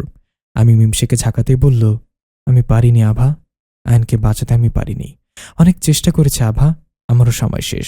আমি বাঁচাতে পারলাম না ওকে। শেষ মুহূর্তে একবার দেখার সুযোগও পাইনি আমি। কতটা পোড়া কপাল হলে এমনটা হয় বলো? কথাটা শোনা মাত্রই মনে হলো পৃথিবীতে আমার কেউ নেই। পৃথিবীতে বেঁচে থাকা আমার জন্য নিছক এক কল্পনা মাত্র। চোখ থেকে এক ফোঁটা পানিও পড়ল না। মিমসা আমাকে ঝাঁকুনি দিতে আমি বসে পড়লাম। মিমসা এখনও কান্নাকাটি করছে। হঠাৎ আমার রুমে তামসি আর আয়াত ঢুকলো। আয়াত আমাকে ধরে বলল, আফরা, চিন্তা করো না, আয়ন মরে গেছে তাতে কি, আমি তো আছি, চলো বিয়ে করে নিই। আমি আয়াতকে সজোর একটা ধাক্কা দিয়ে সরিয়ে দেই। তামসি রেগে উড়ে এসে আমার গলা চেপে ধরল। আমার কোনো অনুভূতি মনে হচ্ছে না। মিমসি এসে তামসিকে ধরে এক চড় দেয়, অথচ মিমসি নিজেই কথা বলার অবস্থায় নেই। প্রায় ঘণ্টাখানেক আমার সামনে কি হয়ে গেল আমি কিছুই বুঝতে পারিনি। শুধু দেখলাম আয়াত তামসি কুকিয়ে কুকিয়ে মারা গেল, কিন্তু মিমসি আরও আঘাত পেয়ে নিজেই ধোঁয়ার সাথে মিশে গেল। নিচে পড়ে রইল একটা কাগজ। কাগজটা খুলতেই দেখলাম একটা চিঠি। প্রিয় বউজান, সত্যি তোমাকে পেয়ে জীবন আমার ধন্য, কিন্তু সুখে থাকার মুহূর্তগুলো কত তাড়াতাড়ি কেটে গেল, তাই না? দেখো, মৃত্যু পর্যন্ত একসাথে থাকার শপথ করেও আজ আমি আগে চলে যাচ্ছি। বাবা ডাকটা শোনার কত শখ ছিল আমার, কিন্তু আজ বাচ্চাকে তোমার মুখটাও দেখেও মরতে পারলাম না। এর থেকে আর বড় কষ্ট কি হতে পারে বলো? তোমাকে একা রেখে যাব সত্যিই কল্পনা করিনি। তোমার কোনো তুলনা হয় না আভা, তুমি সত্যি আমার জীবনের শ্রেষ্ঠ উপহার। আর কিছুক্ষণ পর আমি মারা যাব। তোমাকে খুব দেখতে ইচ্ছে হচ্ছে, আবার সে একটা বার সবাই মিলে খাবার টেবিল আড্ডা দিতে ইচ্ছে করছে। আর একটু সময় পেলে মনে হয় পৃথিবীটা খুব করে দেখতে যেতে পারতাম। আফসোস, পারলাম না। আর যারা আমাকে তোমার জীবন থেকে, আমার মায়ের কোল থেকে কেড়ে নিল, তুমি তাদের ছেড়ে দিও না আভা। যদি আমি না ফিরি তবে আমার বাচ্চার মধ্যেই তাকে খুঁজে পাবে। আমি আমার জিনালয়কে রক্ষা করতে আবার ফিরে আসব। মৃত্যু খুব নিকটে আভা, আমি পারছি না, বিশ্বাস করো। আমি বাঁচতে চাই, সুখে সংসার করতে চাই। আমাকে যদি বিধাতা এমন ভাবেই নিয়ে যাবেন, তবে পৃথিবীতে কেন পাঠালেন আভা? বেশি সময় নেই, আমাকে যেতে হবে। ওই নিষ্ঠুর বিধাতা আমার জীবনের সুতো ধরে টান দিয়ে ফেলেছে। শুভকামনা আমার বউজান আর ভবিষ্যতের বাচ্চার জন্য। ইতি তোমার আয়ান। বেশ কিছুটা বছর পরে আমি বেলকনিতে বসে আছি, মোটা ফ্রেমে চশমা পরে। বয়স 40-45-এর কোঠা এসে দাঁড়িয়েছে। সেই বিশাল রাজপ্রাসাদটা আজ জরাজীর্ণ। কাজের লোকে গমগম করা বাড়িটা আর তেমন গমগম নেই। শাশুড়িমা গত হয়েছেন আয়ান মারা যাওয়ার বছর 2 পরেই। শ্বশুর আব্বার কোনো খোঁজ পাওয়া যায়নি। তিনি আদৌ বেঁচে আছেন কিনা বলতে পারছে না কেউ। কাজের লোকগুলো সব চলে গেলেও শেফালি ছেড়ে যায়নি। কিছুক্ষণের মধ্যে একজন সুদর্শন যুবক এসে আমাকে পেছন থেকে জড়িয়ে ধরে বলল, ওহো, তুমি এখানে বসে আছো? তুমি জানো না আজ বাড়িতে কত কাজ আছে? শেফালি কোথায়? শেফালি, তুমি ওঠো। আমি হাল হেসে বললাম, তুমি যাও, আমি আসছি। আজ বাড়িটা আবার নতুন করে সাজানো হবে। জীবনটাকে নতুন করে সাজিয়েছি, নিজেকে সামলে নিয়েছি। আজ মনে হচ্ছে জীবনটা সেই আগের মতো। আমি আবারও হালকা এসে দেয়ালে ঝুলিয়ে রাখা আয়নের ছবির কাছে গেলাম। দেখছেন আয়ান, আপনার ছেলে আজ কত বড় হয়ে গেছে। সেম আপনার মতোই হয়েছে। আপনি আপনার কথা রেখেছেন আয়ান। আপনি আপনার ছেলের মাঝেই ফিরে এসেছেন। কাল আপনার মৃত্যুবার্ষিকী। কালকে আমার ছেলে আপনার মৃত্যুর প্রতিশোধ নেবে। যদি কপালে সুখ লেখা থাকে তাহলে আবার আমার ছেলে আমার কোলে ফিরে আসবে। না হলে আপনার ছেলেকে আপনার কাছেই একই দিনেই পাঠিয়ে দেব। ওহ মা, তোমাকে না সে কখন ডেকে গেলাম, তুমি আবার আব্বুর ছবির সামনে বসে কাঁদছ। তোমাকে না বারণ করেছি আমি? এতে আব্বু কষ্ট পায়। আমার আব্বু মানে আমিও কষ্ট পাই। আমার জীবনে আমি কখনো তোমাকে এই চার দেয়ালের বাইরে যেতে দেখিনি। এ দেখো, আমি একেবারে হুবহু বাবার মতোই। দেখতে ইচ্ছে করলে আমাকে দু চোখ ভরে দেখবে। তোমার তো আরও সুবিধা হয়েছে মা। যাদের আপনজন মারা যায় তারা কখন ইচ্ছে করলে আর দেখতে পারে না। আর তুমি তো আরামসে সুযোগ সুবিধা ভোগ করছো মা। আমি মুচকে এসে আয়নের মাথায় হাত বুলিয়ে বললাম, চলো। সেই বাড়ি, সেই রান্নাঘর, টেবিল, টিভি দেখার সোফা দেখলেই বুকটা ছ্যাদ করে ওঠে। এই 1 বছরের অবহেলায় বাড়ির যা হাল হয়েছে তাতে বোঝার চাই যে এটা জঙ্গল থেকে কিছুটা কম নয়। সেই আগের মতো করে আমি, ফারহানা আর শেফালি মিলে পুরো ঘর সাজিয়ে গুছিয়ে রাখলাম। রাত প্রায় 8টা বাজে। ঝুপ করে অন্ধকার নেমে গেছে। চারিদিকে ঝিঝি পোকা আর ভুতুম প্যাঁচার ডাক। আজও আমার খুব ভয় লাগছে। মনে হচ্ছে আয়ন আছে, আমার চারপাশেই আছে। আমি চুপচাপ উঠে বসে রইলাম। ঘুম আসছে না। আজ খুব করে আয়নকে মনে পড়ছে। খুব সকাল সকাল ঘুম ভেঙে গেছে। আজও ওই দূরের মসজিদে জিনেরা নামাজ পড়তে এসেছে। একজোড়া টুনটুনি পাখি বেলকুনিতে আরামসে বসে একে অপরের মাথা ঠুকরে দিচ্ছে। আমি হাই তুলতে তুলতে ওয়াশরুমে গিয়ে অজু করে নামাজে দাঁড়ালাম। আমার প্রতিবারের মতোই মনে হয় নামাজের সময় বরাবরই আয়ান আমার পিছনে দাঁড়িয়ে নামাজ পড়ছে। তাই আমার এই সময়টুকুই বেশি ভালো লাগে। দীর্ঘক্ষণ নামাজে বসে থাকার পরে ফারহানের ডাকাডাকিতে অনিচ্ছা সত্ত্বেও উঠে আসতে হলো। আমাকে দেখে আয়ান আমাকে জড়িয়ে ধরে বলল, মা চলো বাইরে চলো, আমি কাঠ কেটে দিচ্ছি, রান্নার আয়োজন করতে হবে। আমার এত সকালে ভয় করছে, চলো না। এই ভয় পাওয়া ছেলেটাকে কি পারবে জিনালয়কে রক্ষা করতে? ফারহান আমার হাত ধরে নিচে নামিয়ে দিচ্ছে। আমি ভারী চশমাটা চোখে এঁটে কাপা কাপা হাতে ফারহানার হাত ধরে নামছি। আজ আয়নের মৃত্যুবার্ষিকী। সে উপলক্ষে জঙ্গলের কিছু পশু পাখিদের খাবার দেওয়া হবে। আয়নার বাবা মারা যাওয়ার পর কোনো আত্মীয় স্বজনরা একেবারে জন্য উকি দিতেও আসেনি। তাই মৃত্যুবার্ষিকীতেও তাদের আসা হয়নি। এখানে কাকপক্ষী ছাড়া কেউ আসবে না। আয়নের ভাই অবশ্য মারা যাওয়ার সময় এসেছিলেন, তাও একা। আর এখনো আসেননি কখনো। আজ ফারহান সে আয়নের মতো করেই কাট কাটছে। সেদিনের শেফালির কথা ভেবে ফিক করে হেসে ফেললাম। আজও শেফালি আমার পাশে আছে, নেই শুধু সেই হাসি খুশি মুখটা। এক নিমিষে হ্যাপি ফ্যামিলিটা শেষ হয়ে গেল। আজও সেই ভ্যাপসা গরম পড়েছে। চারিদিকে গরমে অগ্নিতুপ্ত রূপ ধারণ করে আছে। মনে হচ্ছে বিধাতা আজও আমার উপরে রাগ করেছেন খুব। সেদিনও রাগ করে আমার থেকে আয়নকে কেড়ে নিয়েছিলেন উনি। জঙ্গলে কিছু পশু পাখির প্রতি বছরেই এই দিনে খাবার খেতে আসে। ওরা কিভাবে বুঝে যায় বলতে পারি না। দুপুরের কড়া রোদে সবাই বাগানে খালি জায়গাটায় খেতে বসেছে। একটা দিনের জন্য ওরা না হয় ভালো খেতে পারুক। বাড়িতে পুরনো তাঁবু ছিল, সেটা টানিয়ে দেওয়া হয়েছে। শেফালি খাবার দিচ্ছে। আমি ফারহানকে ঘরে ডেকে নিয়ে গিয়ে বললাম, আজ আমি একটা জিনিস চাইবো, দিবি? ফারহান হালকা এসে বলল, আমি জন্ম থেকে যা চেয়েছি তুমি দিয়েছ। আজ তুমি মুখ ফুটে কিছু চাইলে আমি দিব না, বলো? আমি চোখ থেকে চশমা নামিয়ে অতি যত্নে রাখা সিন্দুকটা থেকে একটা চিঠি বের করে ফারহানের হাতে দিয়ে বললাম, বদলা নে। আমি বদলা চাই। তোর কাছে একটা অনুরোধ, আমি তোর কাছে ভিক্ষা চাইছি। ফারহান আমাকে ভরসা দিয়ে বলল, অবশ্যই মা। যাদের জন্য আমি বাবাকে এক নজর দেখতে পারিনি, তোমার মুখে হাসি দেখিনি, তাদের আমি ছাড়ব না মা। আমি কথা দিচ্ছি মা, বদলা নিয়ে তবেই ফিরব। যদিও প্রাণ দিতে হয় তবু আমি বদলা নিয়েই ছাড়ব।